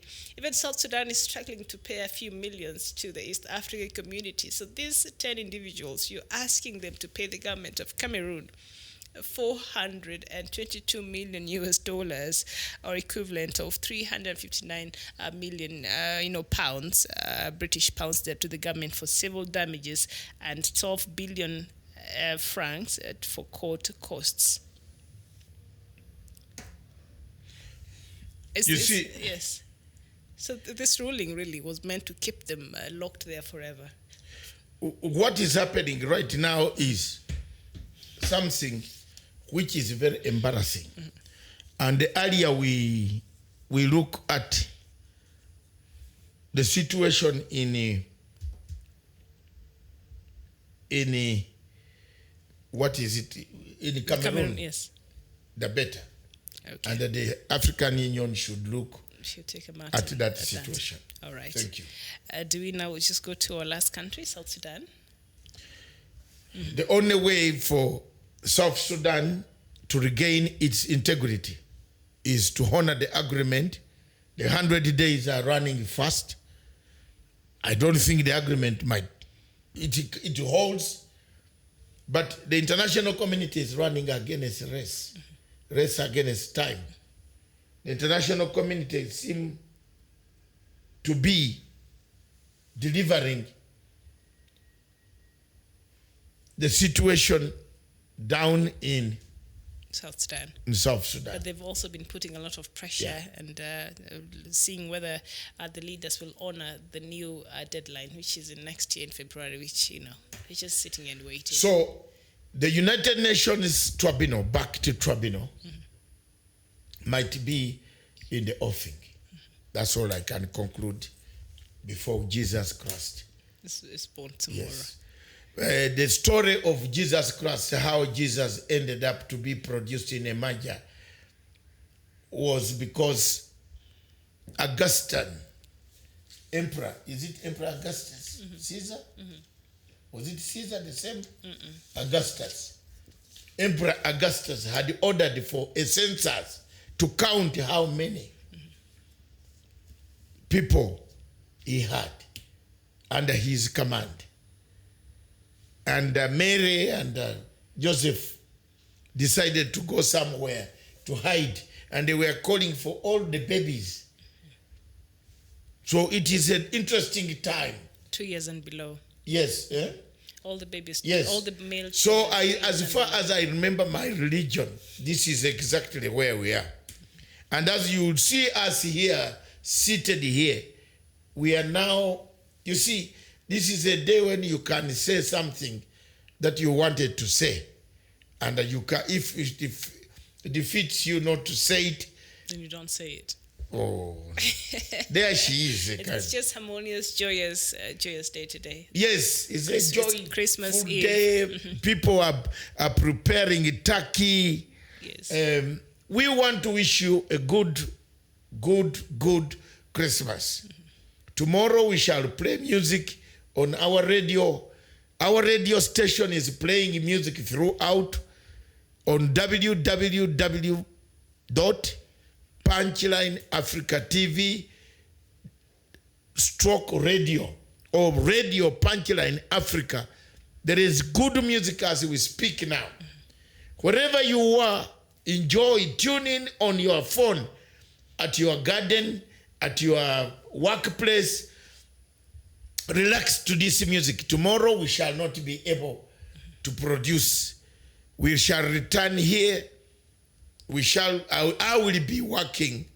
Miriam is going to take an off. Tomorrow and the 26th. Yes, so I'll see you here on Heritage Day. Here. Do we call it heritage or still boxing? Utamaduni Day. Utamaduni Day, which is the heritage in Kenya. Yes. Kenya has changed.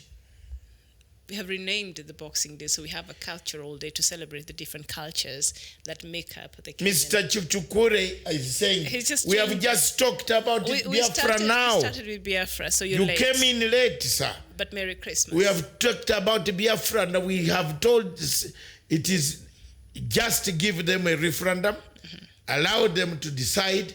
You can do anything, but they would not. This, instead of killing them on a daily basis. We have talked about it. We talk about it every day. So we would like to thank all of you and thank everybody. I would like to thank the people of Uganda, especially those who are discussing the issue of Makerere University. What is the latest? The latest, the president reappointed or reaffirmed. There was a very big division in the cabinet, and serious intelligence reports coming from there indicate people were divided over this Makerere University issue.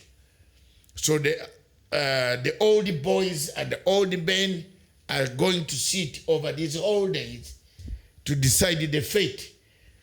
But I'm happy that Mr. Ezra Suruma, Professor Ezra Suruma, a former Minister of Finance of Uganda, an economist by training, by profession, very excellent administrator.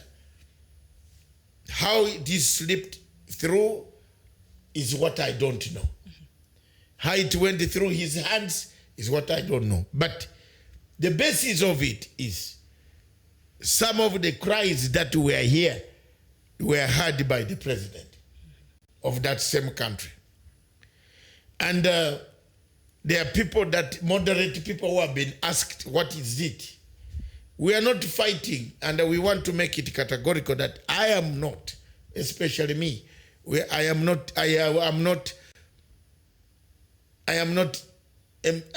interested. I'm interested in the welfare of universities in Africa, that the universities should award what they have as theirs, not what people should tell them to award. We've seen quite a lot of deception where people don't appear in school, but write exams are written for them. We know of all these people with deception, with papers, they don't appear there at all. In fact, on the day of exam, this guy is having a drink. And then he has passed the paper. So the latest is Ugandans are on their way to their Christmas. And the only thing that I discovered is why a whole minister, Mwebaza, can discuss me in front of the audience for what I don't know. Why should I be? I don't know anybody in Makerere University. The last people I knew were Rugunda and Olalo Tunu. And my uncles, 3 or 4, who used to stay in Kuruma, Livingstone, and Lumumba. That's what I know. If it is about the meeting, I call for a meeting in London, not in Kampala. In London, in Kalikata House, in memory of Ken Sarawiwa, and in memory of Benezio Buto, the late Madame Benezio, because she was my classmate. That's all. That's why I don't know what it has to do with Uganda. I don't know. Whether I'm not entitled to sit down with my other people to talk in London, Calcutta House, near Aldgate East, where the Metropolitan University, which used to be London Guildhall University, where we went together with Benazir Bhutto. So I would like to ask why the whole Ugandan minister called Mwebaze is able to discuss me in front of people. And for Mwebaze, I have already got everything that you said. Can you believe that now? That I equally have a powerful network. So my younger man, Mr. Mwebaze, you are very young. I can only discuss with your father who was an MP. Because that is Rika yangu. You just, in Uganda politics, you are known for being a mafia. I am not a mafia, Mr. Minister. And you are known for being so corrupt. And if you do that, people will dig out. So no wonder you are linking up. I don't want to say much, but don't start trouble where there's no trouble. I don't belong to a university in Kampala. I am very far away. The politics of Uganda is complicated. It's going to shape itself. I told you yesterday, it is only when you ask what happened. You know, you always lead me to this trouble. I don't want to be a party to it. It's not leveled, and that is it. We are now recruiting more LDU men, armed men in villages. So there you are. It is not my problem. I am on my own with an independent mind. As far as the president has been, I wish him good luck. That's it. That's the best you can say. One of the problems that causes conflicts in Africa is lack of shaping transition. We have been talking about conflict. We don't shape transition. President Museveni should now start shaping transition. That's what I told Mugabe in Addis Ababa. You remember? I've been telling you here. I went to Mr. Mugabe's hotel. I said, Your Excellency, let's do a transition. He said, what is transition? I said, start to prepare a transition from you. And His Excellency, the late president, went to tell the wife about the transition. The wife picked it and turned it and said, we have started a transition. She wanted the power. Me, I was only saying ZANU-PF needs a transition. Sir, you have done your best. I was trying to prepare a legacy. I was trying to protect the legacy of my African hero. The problems of Africa are that they stem from lack of preparation of a legacy. Preparation of a legacy. Whom do you hand over?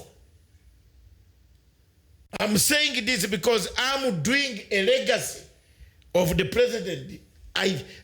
He never told me. I'm documenting so that there is a legacy, a smooth transition from one power to a center power to another power. Africa, we are afraid of preparing for a future generation. We only prepare for what we eat now. That's why every day the Red Cross in Kenya is asking for money. And yet this money could be prepared. Yet Britain has food that can feed it. It's an island. It has food for 400 years to come. in well prepared, preserved with the highest, chemicals. 400 years to come, they have a reserve. If they see it going down, they will just transfer from here to there. Nobody in Britain will suffer from hunger. But we who have a sunshine, who have good soils, who have good rivers, who have good everything, the rainfall, we cry for food. Don't you think God is even annoyed with us? That God said he gave us sunshine. Instead of preparing this sunshine, we prepare to go for human beings. We start cannibalizing human beings, like what Mr. Buhari is doing in Biafra. Mr. Buhari is eating people, is cannibalizing people. We fail to transit. We fail to put a transition. We fail to know that after here, there must be there. What is happening in Africa, we prepare for here. Bring it here. As you see today, everybody is saying, tomorrow, I'm going for this. They have left for Christmas. But ask them after Christmas, what? Very few will answer you. Do you budget after Christmas? Do you budget? How will you return? Yeah, how will you return? How will you return? And what are you returning here for? How will you return to accomplish, to start work? After this Christmas, people are going to call people, their workers tomorrow. Hello. I am not able. Nipatie ka advance yako. We don't think. We don't think ahead. African leadership should think ahead to avoid the conflicts. The topic touches conflicts. How do we create? Why do we create conflicts? You have done 34 years. Why do you create a conflict and destroy the entire background of what you have done? The entire thing that you have done for 34 years is gone. The entire thing you have done for 39 years, Paul Robia, is destroyed because you have not prepared a transition. Africa needs to start thinking of planning ahead, not planning stagnant. You remain stagnant, you remain. Dynamism in African politics entails transition. Transit from one to the other, Tanzanian style, Kenyan style, South African style, 2-term limits, Zimbabwe style, Mozambique. Transit.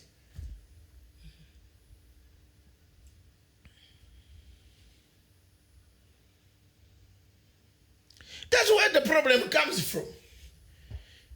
You can imagine a continent with sunshine, 3/4 sunshine. We are importing food, crying for food. Yet a country like Russia does not cry for food. And half of Russia is snow. They only bargain with God to give them little light. The rest, they force themselves to do it.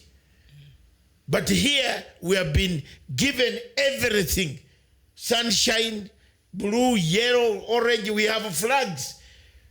Uganda flag is here, yellow, white, everywhere. Look.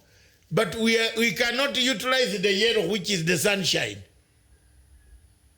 We make darkness deeper. which flows the blood. Have you seen that? It's a very deep analogy over there. Yes. The Ugandan flag is for sunshine, to see the light.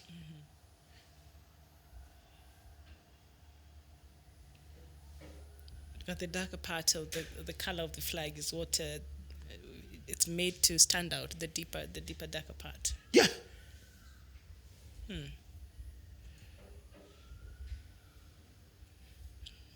Very interesting.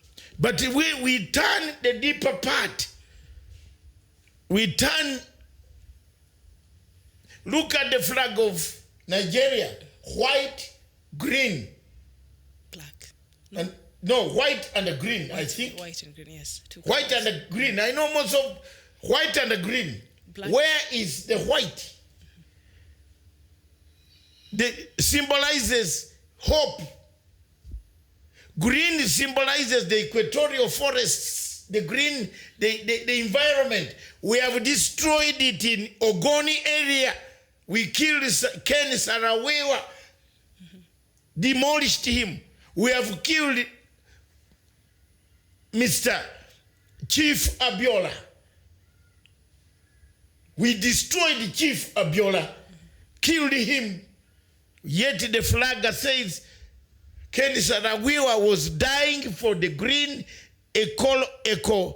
green economy, saying the Ogoni people were not receiving enough from the oil that the companies were taking out.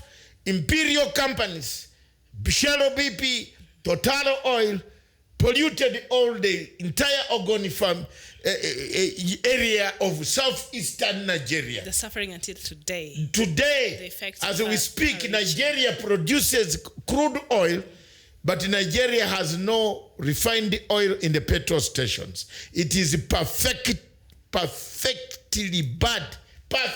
Can I say it is pathetic? Pathetic. It's just bad.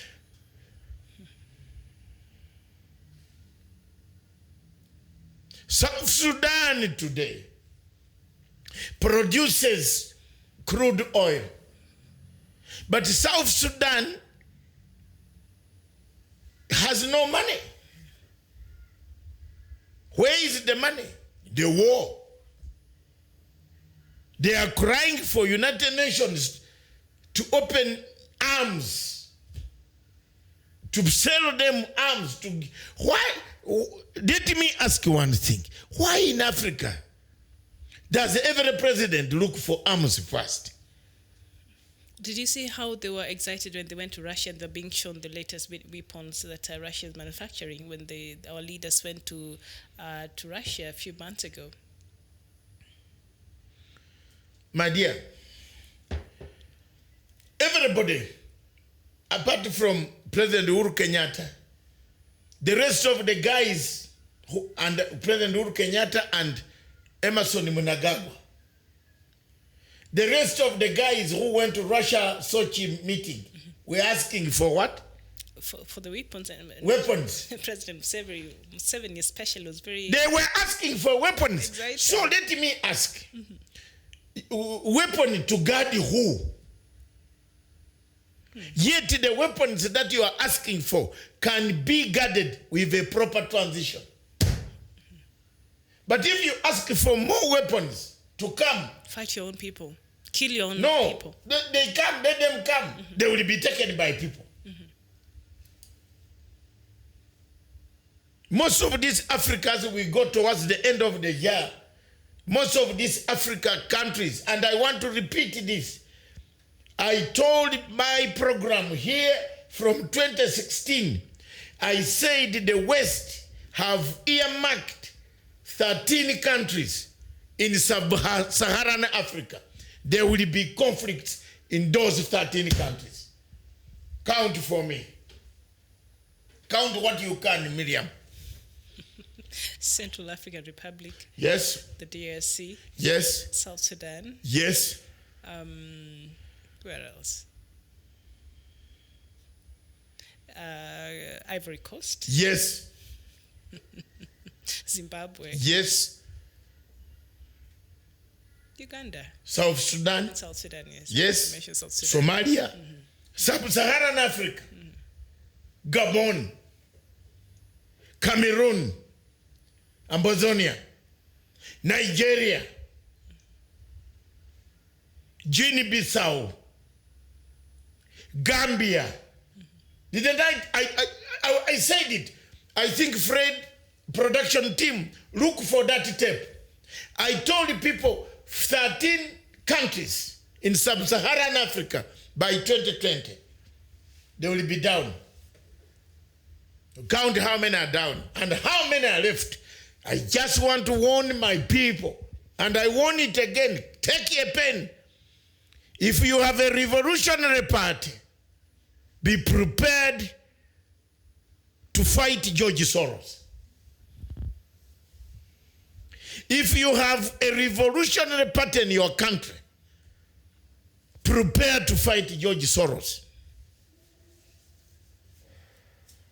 The countries, namely Tanzania, CCM,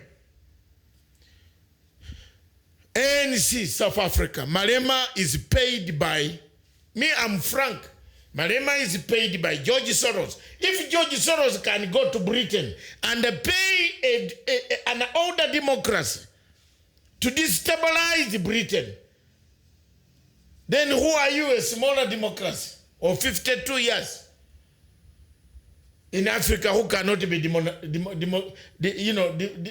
disorganized? I am just being honest. You like me, you don't like me, it's up to you. If you have a revolutionary party, prepare for a war. These guys don't forget. They never forgiven us at all. So I've named Tanzania. They are now on Tanzania. They are now focused on Tanzania to dismember it. The CCM is very formidable. But if some people want to dismantle CCM, ANC is very formidable. Malema is, if you look at Malema and his manifesto, Malema uses George Soros' money. He has no factory. He has no shop. He has no industry. Who is supporting the party? How much money of South African rands does Malema use to support the party? If you agencies in Africa don't read this, you are sorry to blame. We shall meet near the corridors when you are in the waiting room for judgment. MPLA, my in-laws, you are in trouble. They are coming for you.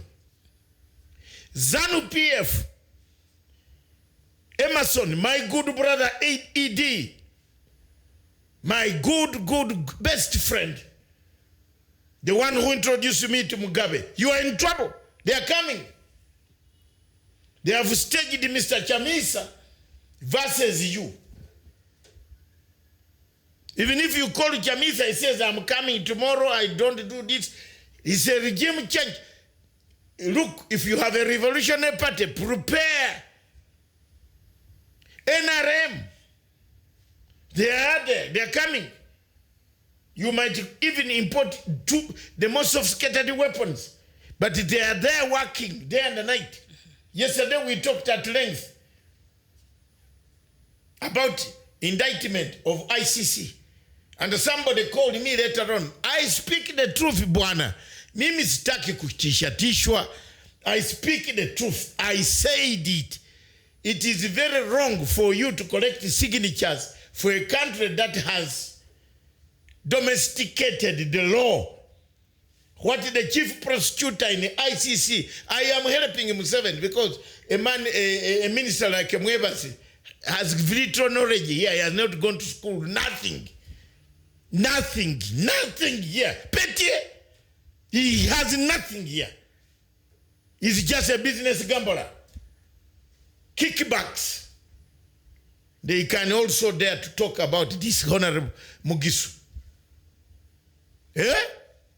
I had everything, Mr. Mwebaze, you said on the table. Now you wonder how I got it. Have you seen? I've been in the game for 46 years. And when I give you a warning shot, I am just warning. I speak with authority on politics because I know what is happening. Didn't I tell people that George Soros is dangerous? Now you see, in Britain itself, the Conservative Party has called a meeting, an urgent meeting, and they are firing Boris Johnson? Yes. He's just been elected. Just now, the meeting has just breaking news. Because they discovered George Soros sent £4 million into Britain to dismember his state. The problem with my African people is that they believe in a white skin to deliver the message.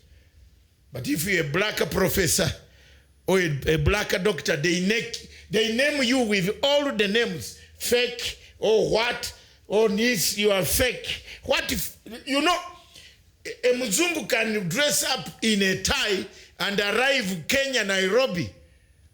You go to a restaurant and the girls don't serve you Matanga, who has studied hard and obtained the papers. They serve this Mzungu. Even the waitress go to the coast now. They go there. Is it partly because we also don't give tips?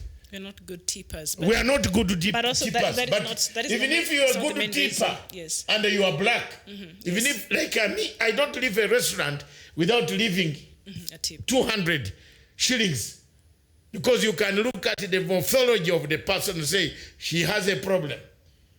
Maybe 500. But you can see how our waiters pass you until you say, hello, hello, hello, hello, hello. Hey. Plates are flowing there. Your saliva is going to kill you. They don't look at you. We have a problem. Black professors, black doctors, black scholars, intellectuals are not recognized. You speak here, every day I speak, all these things come, then people come and say, by the way, the other time, that boy, that man, what is his name? They don't even know your name, yet they know it. But you know the fear is for him not to announce your name. Because the person is telling you, say, but my friend, you know the name. He wants that person to announce, oh, is it Matsanga? Hey! That is the Africa we have. We are in trouble. Conflicts are coming because we don't prepare transitions. Mugabe would have been in power very peacefully, buried peacefully, without us going to Harare, Rufaro Stadium, another one going to Harare Stadium, waiting with to see the body of our dad, our hero, if we had prepared a transition. And I told him in 2014, in Addis Ababa, may his soul rest in peace. And if he said I didn't tell him, let it rest in peace. Yeah, I went to the room. You know, Bonyongwe did not want me to go there. But the man, the brownie man, who is the aide de camp, said, no, let him greet the old man. You know? Then I said, Muse, thank you very much. You delivered a very good speech. But let's prepare the transition. He looked at me and said, transition? He said, the transition, oh, yes, we are. As soon as he went back, he appointed Emerson to the vice president. And I appointed him Ujuru, vice president. He changed the things. Now I thought this transition thing has worked.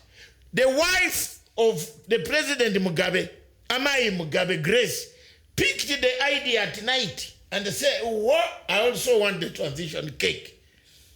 This is where Africa creates itself, meets its own death. So, the people in Africa, truly speaking, have you wondered why Mr. George Soros loaned us money,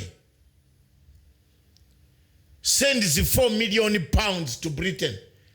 There is no warrant of arrest for Mr. George Soros. But you, an African,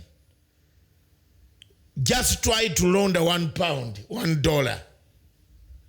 America will issue the longest document aware cognizant of this fact. We need you here to answer this.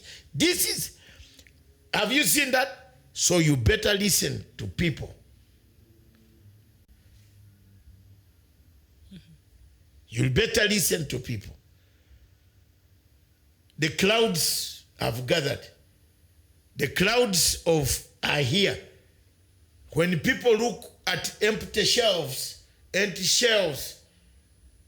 Soros says, I will give you comfort. The proxy war in East African region is a conflict. A proxy war is here. Rwanda does not talk to Uganda. Uganda does not talk to Rwanda. Rwandese fly to Nairobi, leave their passports in hotel rooms, strong rooms, walk to Uganda. Surely, are we Africans?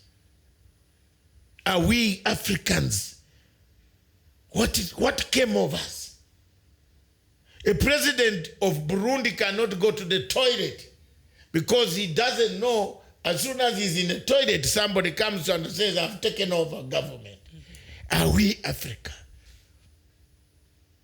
Look at that. Look at the good investment, people coming. And therefore, let me tell you one thing. I'm a great friend of General John Garang, a great admirer. I met Garang in 1985 in Rwanda, in Peter Otai's house. We sat for 7 hours. We talked quite a lot about Sudan and the South Sudan and the struggle. I remember vividly, 1985, in Rwanda, in Peter Otai's house. He was a great friend of us. We had given him bases in Kampala. Dr. Milton Obote had given him bases. He was staying in Ethiopia, but he could also come to stay in Uganda. We talked at length. There's one thing that Dr. Garang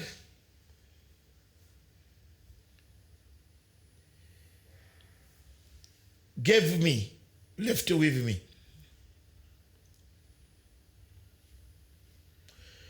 For peace to grow in Africa, we need to go back to basics. That's the position. It is still here. Had Garang been alive, and there are people who forget lessons. Had Garang been alive, I'm telling you in the name of God, there would be no war in South Sudan.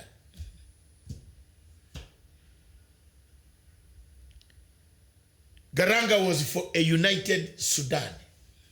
Despite the suffering that the Black South had gone under the hands of the North Arab, of Bashir, Nimeri, and the rest of them, Garang wanted a united Sudan.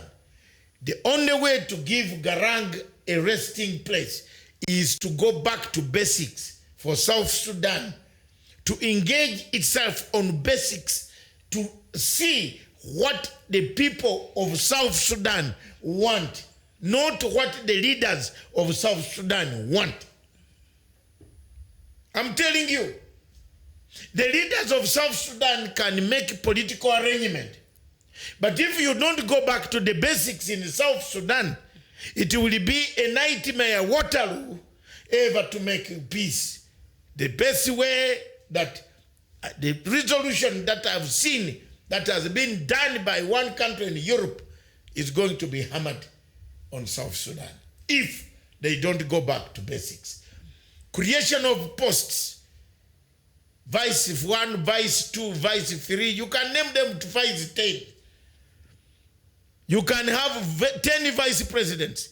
But as long as you have not done accountability of the human accountability of the war, let people talk the truth. Let's not hide. Let IGAD not hide behind a mask that we are protecting. Whom are you protecting? Even if you protect these guys, America has already taken a route. They are not going to leave. Kulune and the Pendergast are CIA agents. They operate as a branch of misinformation and disinformation of the system.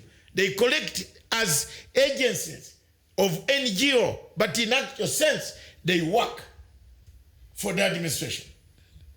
They have already made a report very clear. They have made it very easy for the prosecutor of that tribunal to say, I have come for Miriam, I want us to go. She has some questions to answer. Yes. So, that is what I believe that Africa needs to change to avoid the conflicts. One of the reasons why conflicts occur are elections. Another reason, especially, let me come back home, Kenya. Miriam, this is Christmas. As we go to Christmas, tomorrow we shall not talk because it's Christmas. I will be the one left to talk on the radio and give people the music. Kenya needs to avoid that contentious political imaginations. The real problem of Kenya is and will remain elections. That's it. Until you change your methodology of electing your leaders, mechanism, until Kenya changes the mechanism, forget it. Forget it. If BBI does not solve, because once you solve the mechanisms for election, you would have solved the tribalism. You get the point? Because even if they gang, you can't get where. Why? We wait for you at the ballot. You can gang, but we wait for you. That's all. You can see election is the key. Electoral mechanism is the key. South Africa has more tribes than Kenya. It has. More tribes. And are more radicalized with the apartheid regime that even slaughtered the Africans and cut their skin like you cut sheep. But South Africa goes to election today, tomorrow they start working without quarrel.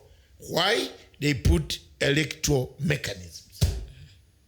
So if Kenya can do that, I am on my way to Jerusalem.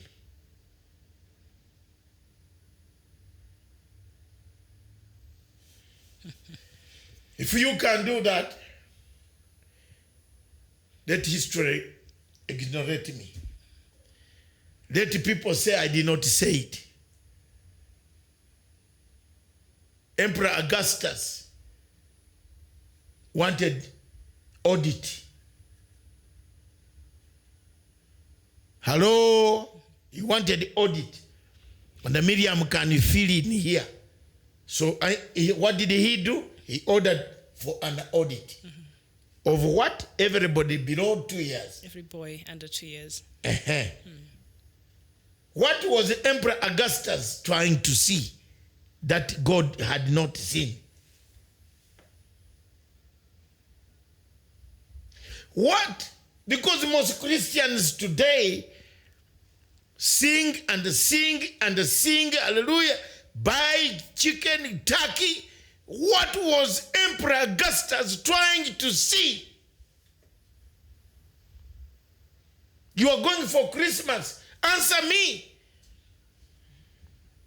What is it that Emperor Augustus wanted to do? Which was strange. And then in a product, we had Jesus Christ born. What was it that the emperor wanted to do? To find out. A census. Higher.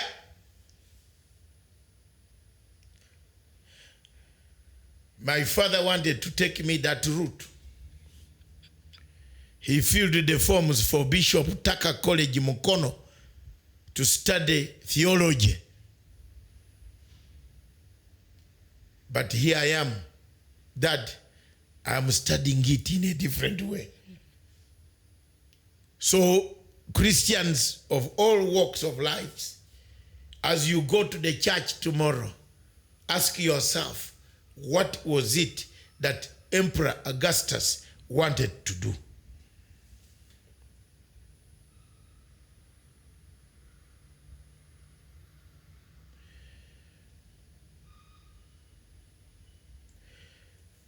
Ogebi Omot Ochan. It is the same problem. Dr. Bin Abe was crowned a Nobel Peace Prize winner. Laureate. But behind this nobility, there lies threads of intrigues. The Ethiopian leader rushed to shake hands with Eritrea, which has not redempted. There might not be peace in those areas of Canberra that you are talking about.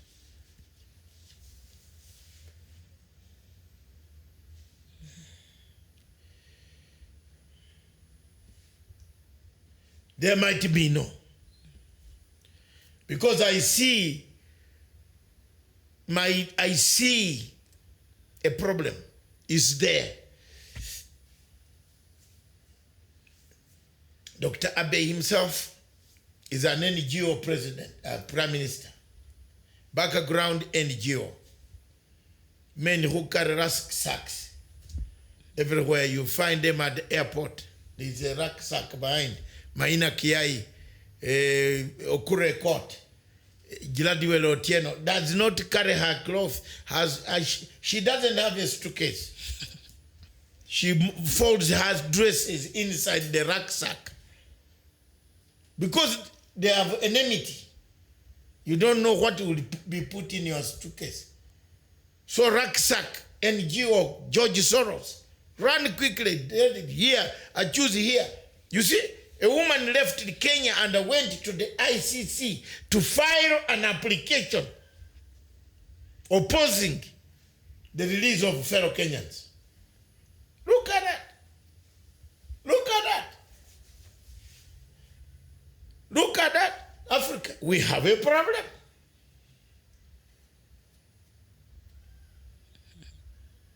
Yet when you tell people you get money to educate the civic education of how to vote, not to take bribes, this money is eaten and they build houses in Runda and Karen. Thank you. Over to you, Miriam. I think I have done a lot. I've said my bit. I just want to tell people that this world is not my home. This Christmas is our Christmas. May God help us wherever we are. Let's pray. Remember Emperor Augustus. My question was, and my question to people watching me why was Emperor Augustus looking for censors. If you answer me that way, you would have eaten our turkey one thigh. All right, even as you think about that and try to really figure out, the meaning behind what Dr. Matsanga is saying, as from Punchline Africa, we want to wish you a Merry Christmas, and we'll be here for the Happy New Year, but for now, we want to wish you a Merry Christmas, even as Not Happy New Year, we shall be here on 27th. I'm saying, so I'm wishing them for now it's a Merry Christmas, because we shall be here for the... We shall be here from 27th, Miriam. Yes. And from 20, I am here, but Miriam will be here. But tomorrow I will work, not from this environment, but I will work from a different environment. There's another way I could work here tomorrow on this environment, but in the studio, but I will not have Miriam. I will be in the studio X, another B studio where the radio station is, and I will be sending you the numbers that you want from Resheru, Tabule, Makiadi, Jim Reeves, the stock now, Yvonne Ichaka Chaka, the stock now, Wenya Jambe, Wenya Mukombozi. Right tomorrow, the sun is born tomorrow. Tonight we shall look at the stars. So you want them to have Mkomboti. Mukomboti, yes. is a traditional brew there in South Africa.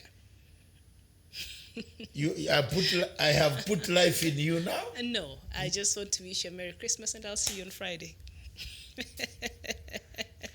Thank you very much, viewers. Take it. All this. One person last night told me something which I forgot to tell you. Told me that you don't get annoyed with the Facebook people because some of them you don't know them. Which is true. So even if you insult me, like in a way, they're insulting me on Facebook because I write good articles in favor of President Uhuru Kenyatta, fine. I don't know you, so you can insult me. I don't know you. You are not my friend. I've never shared coffee with you. We only share the ticks, the blues, the what. That's it. That's what I am. And I'm writing. In fact, after here, I'm releasing one. It's ready. Yeah. Thank you. Merry Christmas.